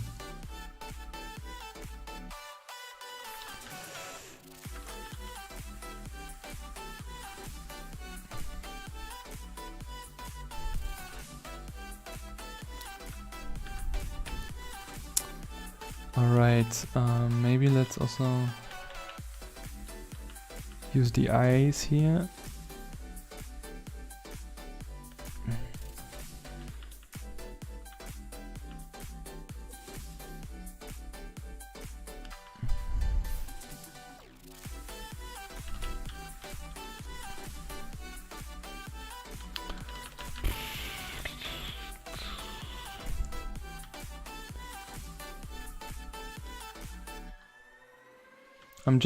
I'm just sketching it here now because I really don't have a real clue what to do with it.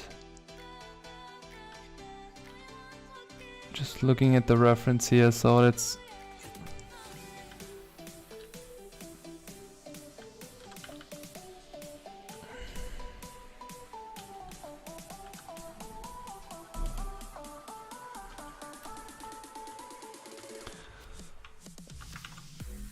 and then maybe making the head a little bit bigger again. So let's take the eyes maybe. Oh, let me do it on a different layer.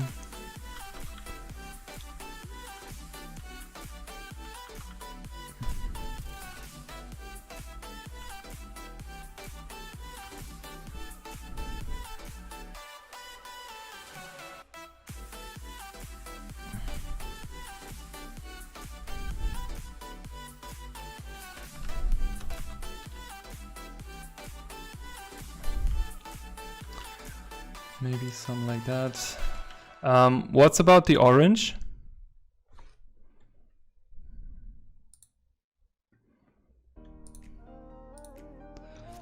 what was the idea for the orange? You know what? Let me try something. Let me try. Let's take the image here, just to see how it looks if I photo bash that on top here. And before we're gonna match the color, it's Christian, layer 9. So it has a little bit more of this orange thing.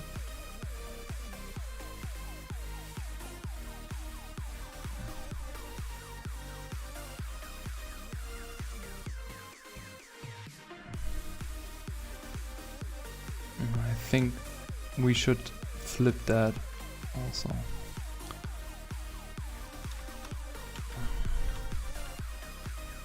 And then let's take that as a base here. And try to work this in.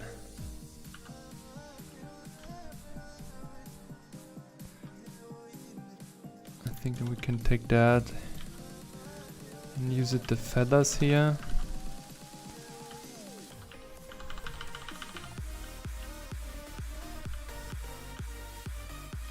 So maybe like this. I'm really not sure, I'm just brainstorming here, to be honest.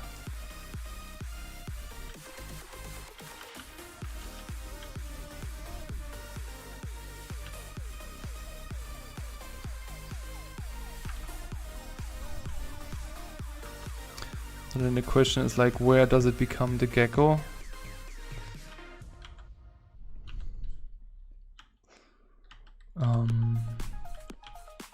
But yeah, playing with the feathers can be really nice, I believe. So if it's a gecko, like what is the, I mean, it could be cool to think about if this is maybe some sort of mount, you know, for a game. Like if you could ride on that. Like the player could ride it for, I don't know.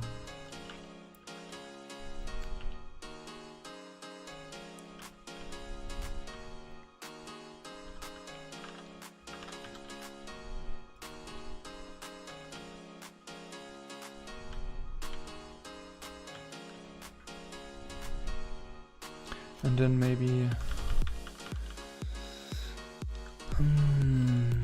getting rid of this here.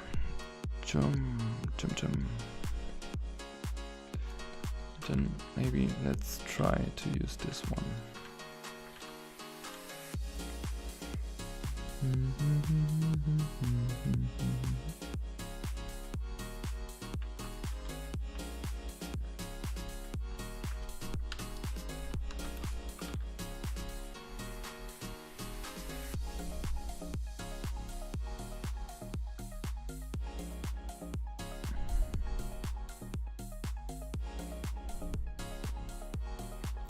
But yeah, again, this is like the question is really... Okay, the gecko was for the orange, alright. Yeah, the question here is really like, okay, where... Like you really have to think about the purpose of the stuff, you know? I would really stay away from just randomly doing and adding the stuff, because it's too wild, and then it should be self-explainable, you know? I mean, if you just want to paint or draw something and try stuff out, nothing wrong about that, totally.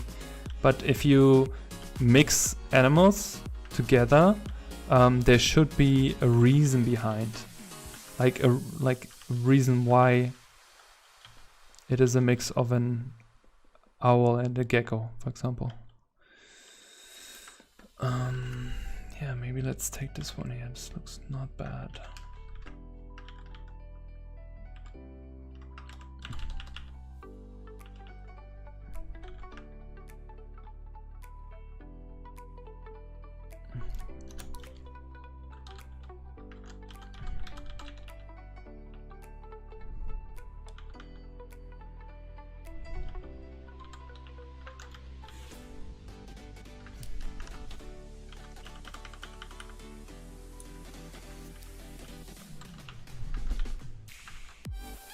definitely when it has feathers, really play with the stuff here.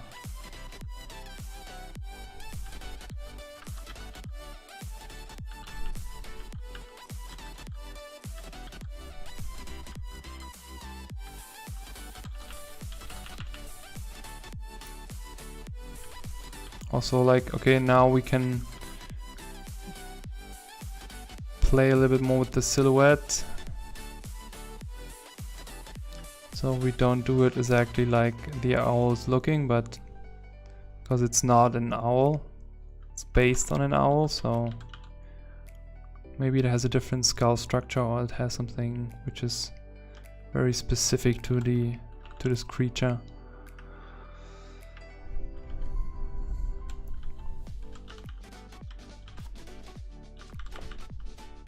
Again, bringing back in form shadows.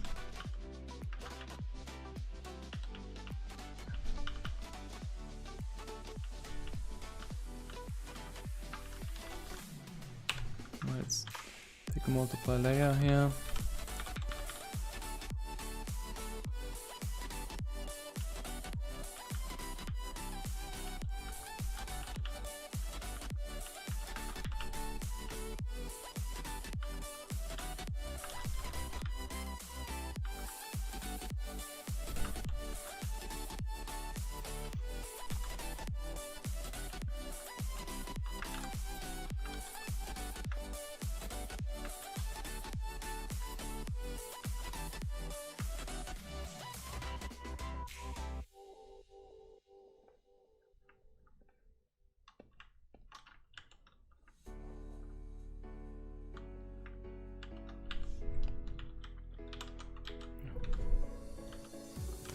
Okay, Christian, do you have any more questions? Because otherwise I would just move on to the next one, because I feel like this here is really, you should spend a little bit more time on writing down the idea and working out what you want to have, and maybe not try to just mix the animals. Really think about their environment and what purpose are they serving. Okay. I hope this was somehow helpful. I really didn't really know much to do with it.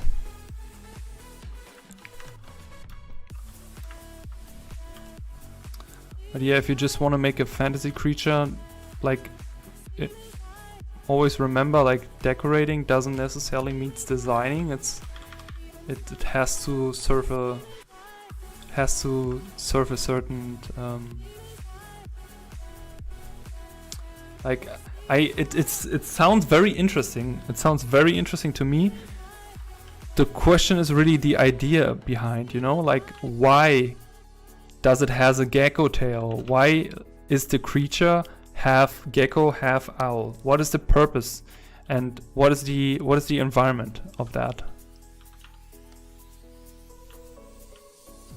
I mean, it's really fun to explore that stuff. Like, maybe it's for a fantasy game like Monster Hunter or something. Like, maybe it's a certain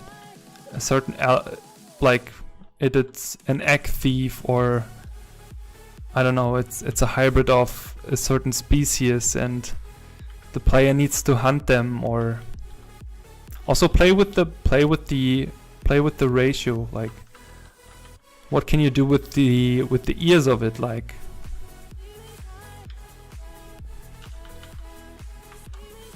all right.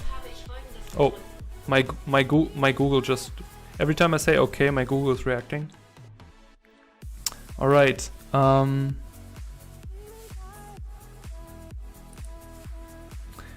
right, cool. Yeah, Christian, I hope this was somehow helpful.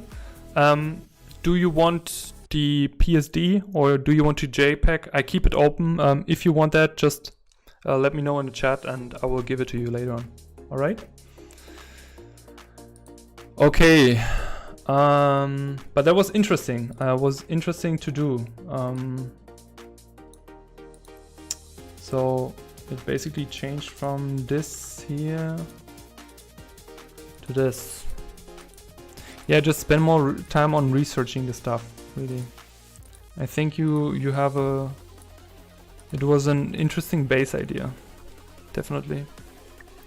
All right, should we do one more?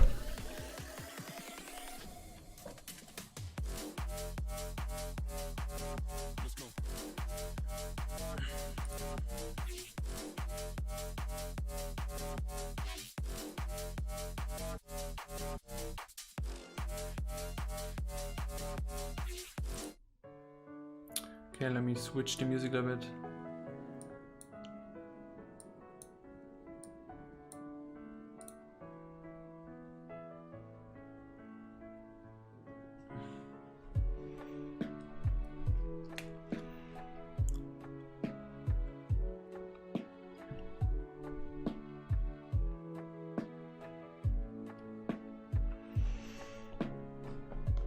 All right.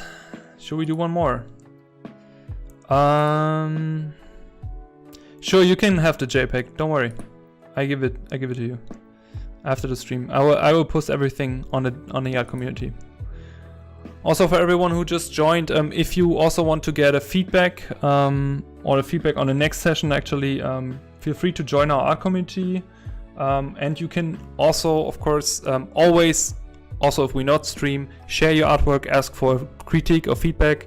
We are like-minded people. We like to help each other and push each other. So yeah, feel free to do so. Okay, let's go for the next one. This is interesting. Who is this? Jens, are you there? I mean, if Jens is not there, I can take you, Roducci, if you want. Did you post something? Hello, my friend. Hey, Jonas. How are you, man? I'm good. How are you? I'm good. I'll close the stream Yeah, close the stream. so I don't have like reverb, I guess. Yep. And I think you got the old image because like I Oh, you- updated. Oh, okay. I see. Yeah, I did update it. Okay. That one. Yeah.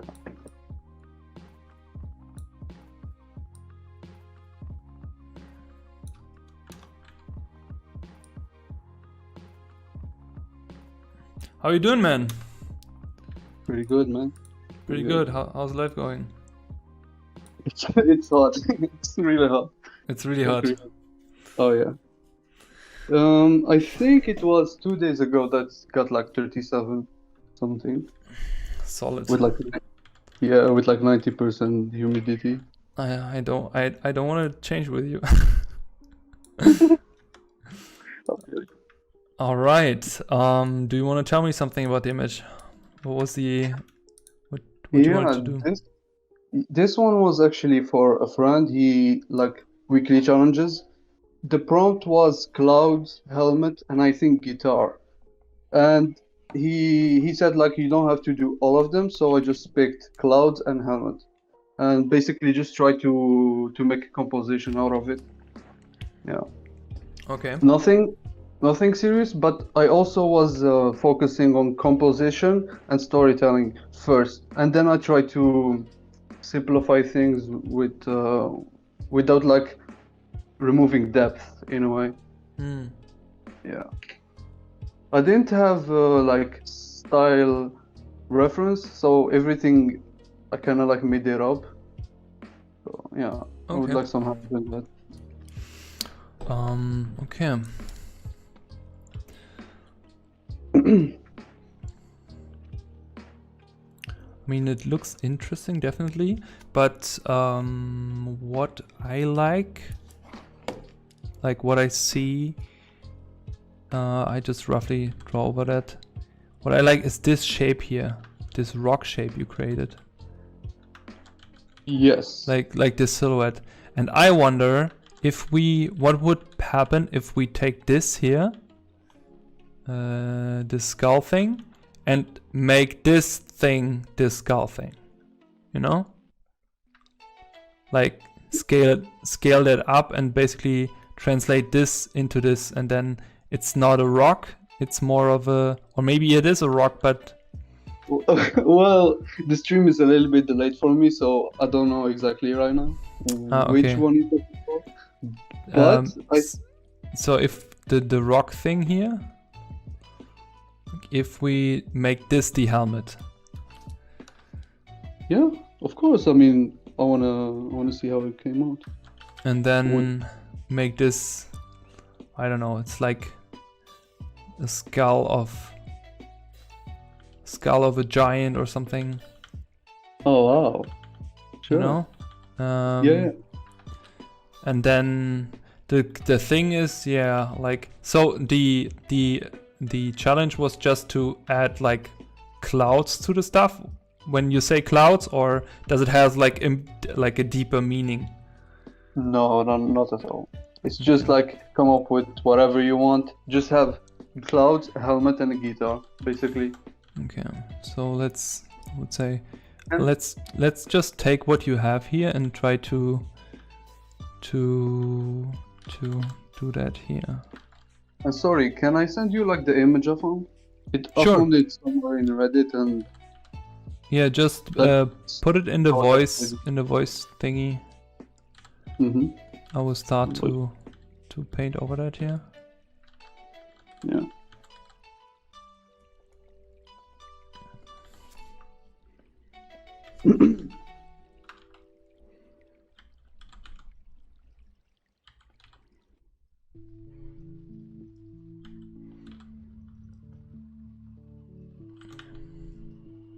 This is basically the two references I use.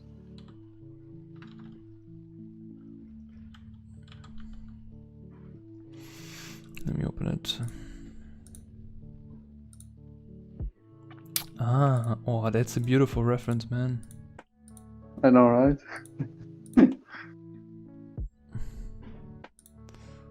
Let me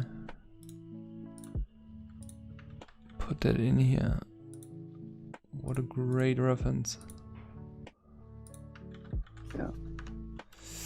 Right, but that's perfect.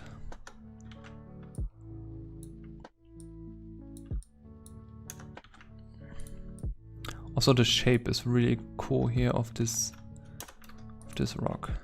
Yeah. So let's try play with this here. Like this, also this dark metal material. Let's see how that looks. It was so hard to try to get it, and I just gave up on it, to be honest. I mean, like the skull looks pretty good. And did you then just changed it because of that? Yes, I did. Okay. It's Yeah. actually, I it's not that. Sorry, I couldn't like simplify it to get it to right with the style I was going for, Mm-hmm. and just spent too much time on it, and then I just like redid it.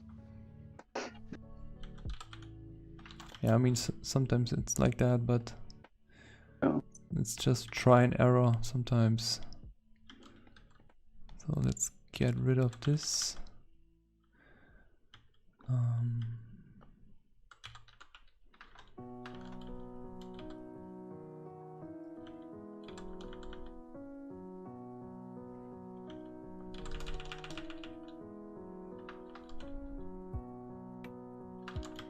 By the way, if I disconnect or something, it's probably my connection.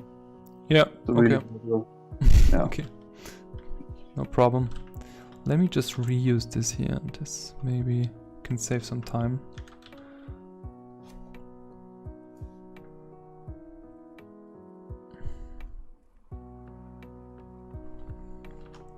No, actually doing it like this could be cool.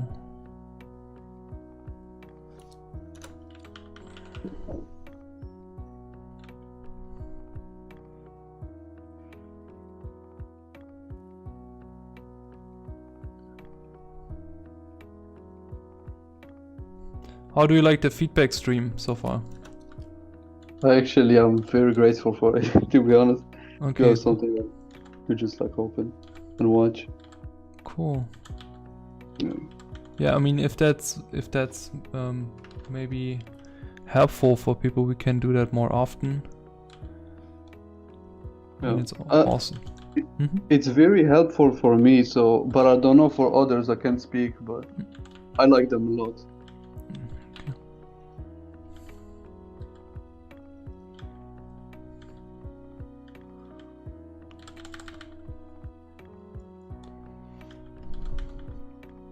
Okay. Do you have questions? Now's the chance to ask, buddy.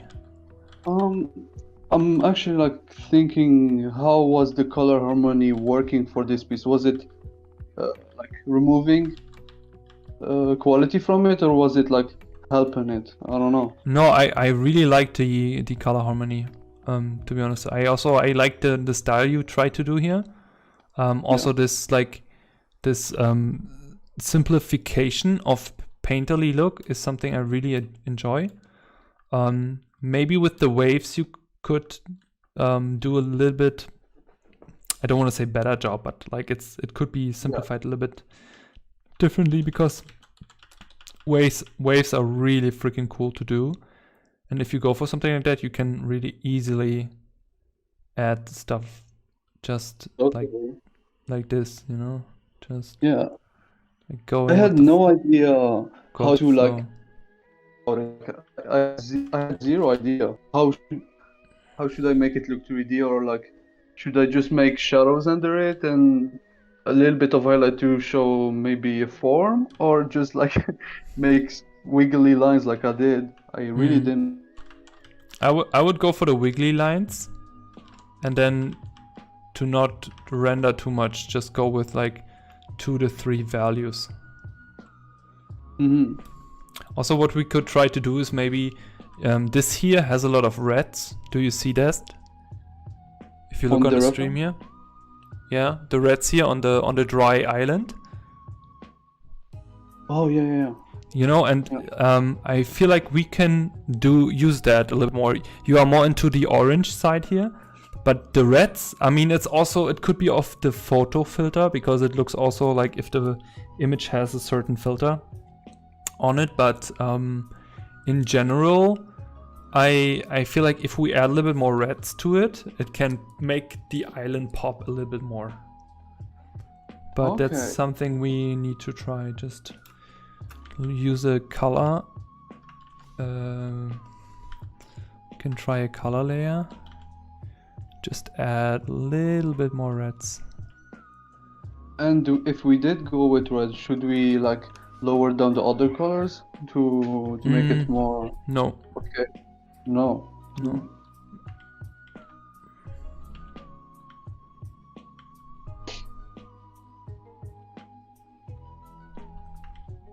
You see what is happening? Yes. Also, did you want it, because here on the reference that looks like a beach in front? Do you want it to mimic that, or do you want just ocean? I wanted to mimic that, but I couldn't get it right. Just like the sea, I didn't know how to approach it. Honestly. Yeah, it's actually fairly simple, I think. If we just yeah, okay, there it is. Yeah. So I would Usually, like usually I don't go with this style at all. I do it more like realistically, kind of. So it was more of like a brain. I don't know in English how to say it, but it was hard for me a lot, really. Yeah. Yeah, but for this it looks pretty well. I mean, it's not too bad. Really, I think you did a pretty decent job here.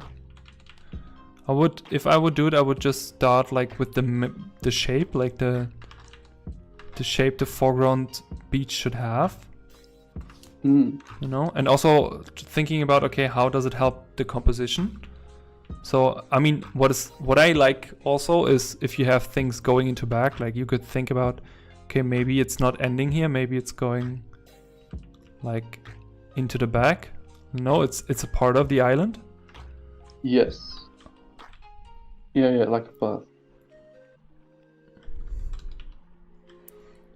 And then you can also take a little bit of a brighter thingy here. And what actually, I didn't flip it, just to tell you. What? I didn't flip it, so I can snitch on myself. I didn't at all.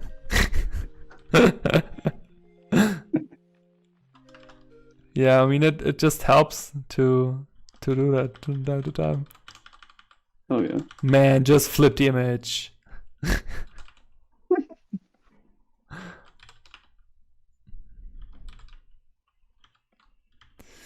All right. Just quickly. But it's an interesting piece, and I feel like we should add a little bit more story also to it. What could you imagine in terms of story? What could happen? I was thinking Hmm? like a giant warrior that just got stabbed in the head and died, and his soul, I guess, stayed there. I really couldn't come up with something interesting, honestly. So he's basically okay, I see. So there could be some sort of, I don't know.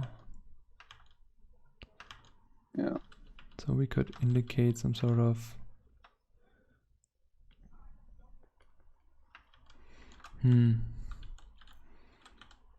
I was gonna add like a little guy with a stick, but then I remembered one of Shadi Safari interviews, or like when he was talking about like the stick guy that goes around all the pieces. He's just like standing there. I was like, okay, that's too fun. I can't use it. So I gave up on that idea.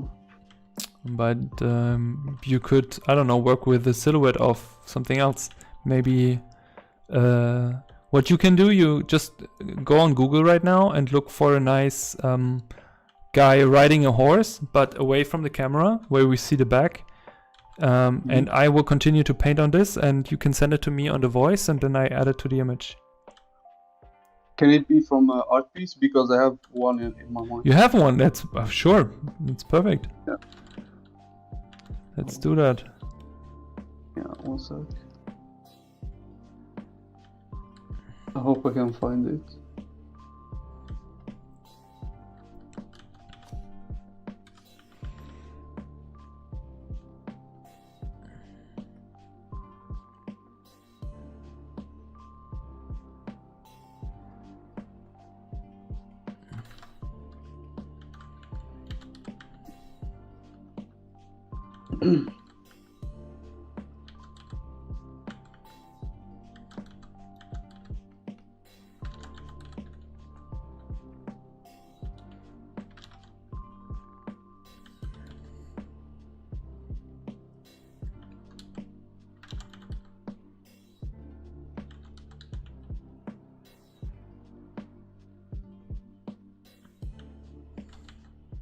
I can't find the one from Eitan Zano. I'm trying to. That's the one I have in mind.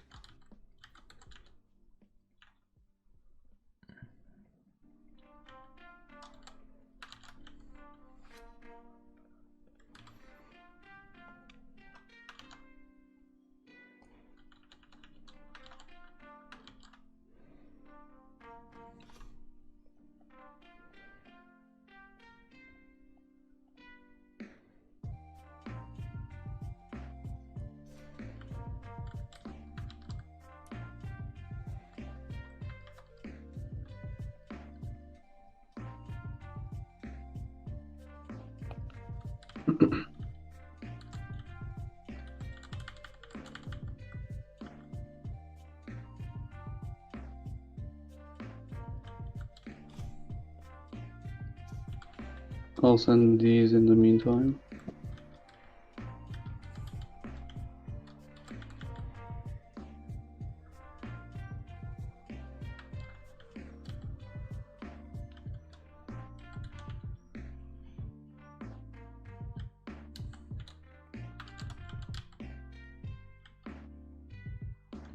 think also you can use the clouds here a little bit better for compositional elements. Mm-hmm. Also give it like a little bit more of a better flow, like leading the eye into the thing a little bit more, so you create some sort of S-curve. Oh, I think I know what you mean. That like it turns on itself and it goes to point. Can I do that from that perspective we have? Let me check. That could work, yeah. The lower one could work. Oh. I mean,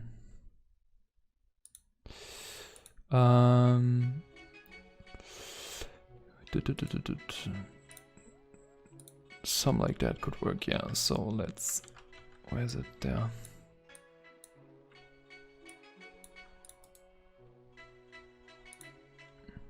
Like maybe he's writing here or something in the foreground.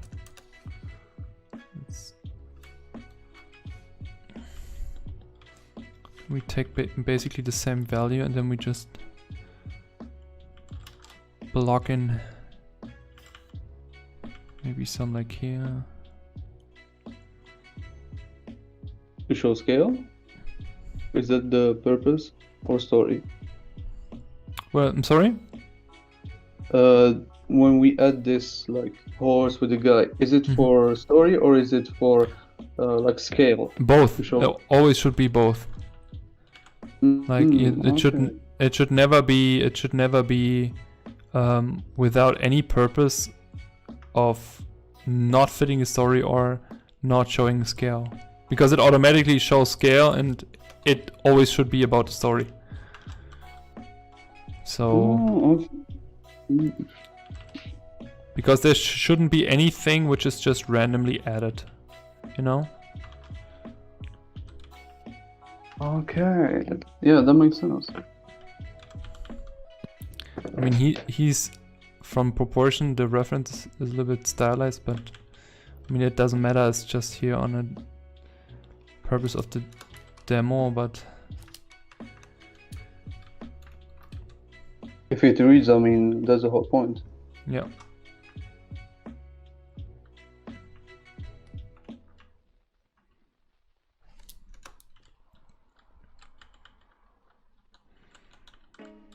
I mean, maybe they want to go to this crazy weird rock and try to, I don't know, look for treasure or want to find out what is there. Maybe it's two people, maybe it's not only him, maybe there's one guy dragging him, or maybe there are even more, I don't know. And then I don't know. I don't know if because I didn't have a strong idea about what I was doing, the story was like it kind of lacked when it came to the final piece. I really. Do you think like you should always have a clear idea of what you're working on? You just like push a good design, I guess. Yeah, I always would say you should have a clear idea. I mean, if you really want to make a design or want to tell a story, it should be an idea. If you just want to doodle because of doodling, because you just want to, I don't know, move the hand, it maybe doesn't necessarily to do, you know? Like if you just, I don't know, if you can draw faces from imagination without thinking and that's your jam, do that. It doesn't need to be perfectly thought out every time, I believe. Drawing and painting is also a little bit therapeutic sometimes, so yeah. Sometimes it also should serve that purpose. If you get in the zone, that's it. Yeah. But yeah, definitely I think when it comes to like what the selling point should be, like also now that we added something here, we should make sure that the composition is working. So what we want is some sort of movement. So basically here, that the eye is going through the image, even if we put it in perfect thirds, it's going to work. Mm-hmm. So here it's like, that would be here, and yep, that would work. How about this one? Oh wow. Yep, that would work, and that would also work. Okay, so now it definitely, the eye would wander around. You basically break it into perfect thirds and see how the movement is. What you can also do is, let me duplicate this. You could also try adding something very close to the camera. But that's tricky because we need to find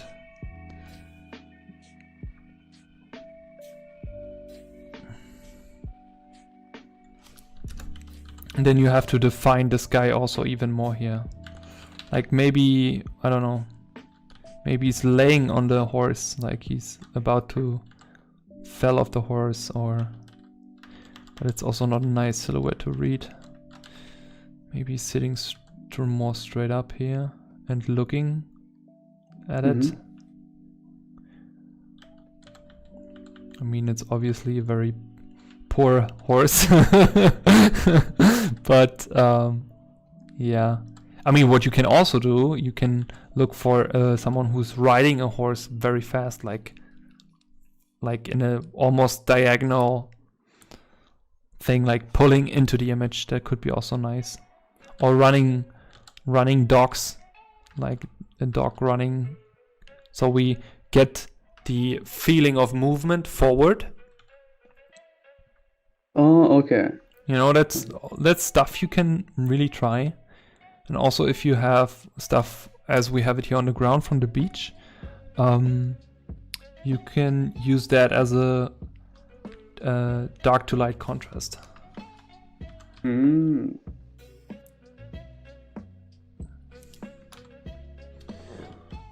What do you think is the time of day?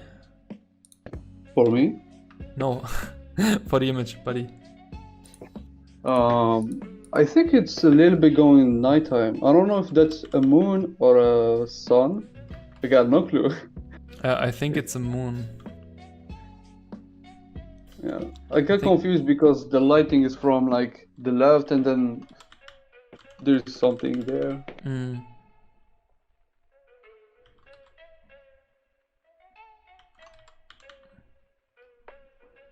I'll be honest, I didn't think everything out. I maybe did this in 2 hours or something. Yeah, and I just pushed through it. Yeah, but I mean, it's a good start. It's a really cool idea. Maybe not to make it like literal a helmet, but maybe rock formations which look like a helmet, you know. But everything else is like a skull. So you're just implementing stuff, but not directly show the stuff, which is way more interesting. Right. Because then we have all the questions like, why are those? What is that? Is that like a giant? Is that? Well, what is the backstory? That's really the fun about that stuff. Yeah. I wish there is a way to enter the viewer's eyes and mind and just know if they understand what you did. Like, no, that's why you have to control it, you know? That's why you have to control the eye through composition. And you can, it's not witchcraft, it's actually very logical if you understood it once. And should someone like push into it or just like slowly understand it, then it will have to take time either way. So I think you don't. I'm sorry, I didn't want to cut you off. It's just I think it's different from person to person. some people understand it very fast, and some people have to practice it like directly. For me, composition was learning through just doing a lot of images, and then also a lot of analyzation. Like I remember when I was in college, I had one class where we analyzed a lot of traditional images, how compositions worked, and Yes. I always did that when I was looking at images when I went with my parents to the museum, or when I looked at paintings my mom was painting, for example. I always was analyzing the stuff. So I think that helps also to a certain level, but I think there are also basics of composition you should learn, like what is an L composition, what is a flat composition, what is a top-down composition, what is a top-heavy composition, etc., etc. Oh wow, I don't know any of those. I can recommend Edgar Payne's Edgar Payne. Just Google him. I can also share it in the art community. He has a composition sheet with different compositions. Yeah. And definitely check them out. You can always take them as a base. It's Edgar Payne, right? Like Edgar Payne. E-A-R. Edgar Payne. It's within P-A-Y-N-A. Okay. Composition. I Yeah, think I that found- he has a book also. Here this one, for example. So like a 3-spot composition, for example. Mhm. Or like how to group masses, how to show different points of interest, and how you actually apply that and change that to really make sure that the eye is going to the focal point, the thing you want. And there's a book about that, and on Google you find all the sheets for this. So I can definitely recommend checking that out. Yeah. But dude, you definitely should work on this image, man. I feel like this can be a really nice piece. If you can add a lot of cool story here. I wonder, maybe, I don't know, if we're going to have some sort of like palm leaf or something in the foreground. Yeah, that's interesting. Yeah. I mean, you could play with that too, because the image feels very harmonious, but you can also imply some sort of threat, you know, like something is threatening the people in the image story-wise. And if you do something like hanging leaves, like they do in this 80, 70 horror movies, you know, like when a shadow comes around the corner. These are like, it's very simplistic, but it can help to communicate that. Yeah, I know exactly what you mean. So like, I don't know. It's stuff you need to try. Yeah. I'm more like a character designer, so this is something that I have to slowly learn more, which I really like. Yeah, that's why it's really weak. Yeah, I love the freedom of it, like learning all the stuff and trying it out. Oh yeah. Like, it's so much fun. Maybe it's a guy on a horse, and it's him and a princess he maybe rescued or something, or maybe I don't know, he accidentally rescued her, and then he hates talking to her, and she has to walk with a big dress. And he is on the horse, and he's like, oh, come on, shut up. And she's talking and complaining, and then at the end they fall in love or something. Classical Hollywood. I was gonna say that. Classical Hollywood. My feet hurt. My dress is wet. Why do you sit on a horse? Like things like that you can think about while doing the image. You just came up with a Disney movie. Yes, with every classical Disney movie, basically. But yeah, I mean, that could be really cool. I love how just adding foreground elements really like added something to it. It just, now that I see the original, it feels way simpler and bland in a way. Yeah. I really like this. I think you can really make a nice piece out of it. Maybe just adding some cave birds or something, like, I don't know. So there's some point of interest here. Yeah, really stuff you can try out. Yeah. All right, man. Was that helpful for you? Hell yeah, man. I'm gonna use it. Great. I'm going to say I will send it to you after the stream, if you want.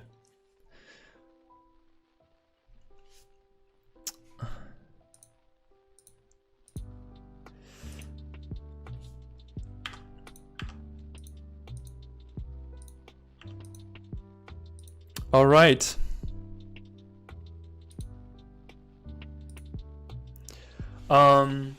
Okay, cool. That was really fun. But I think we will end the stream for now.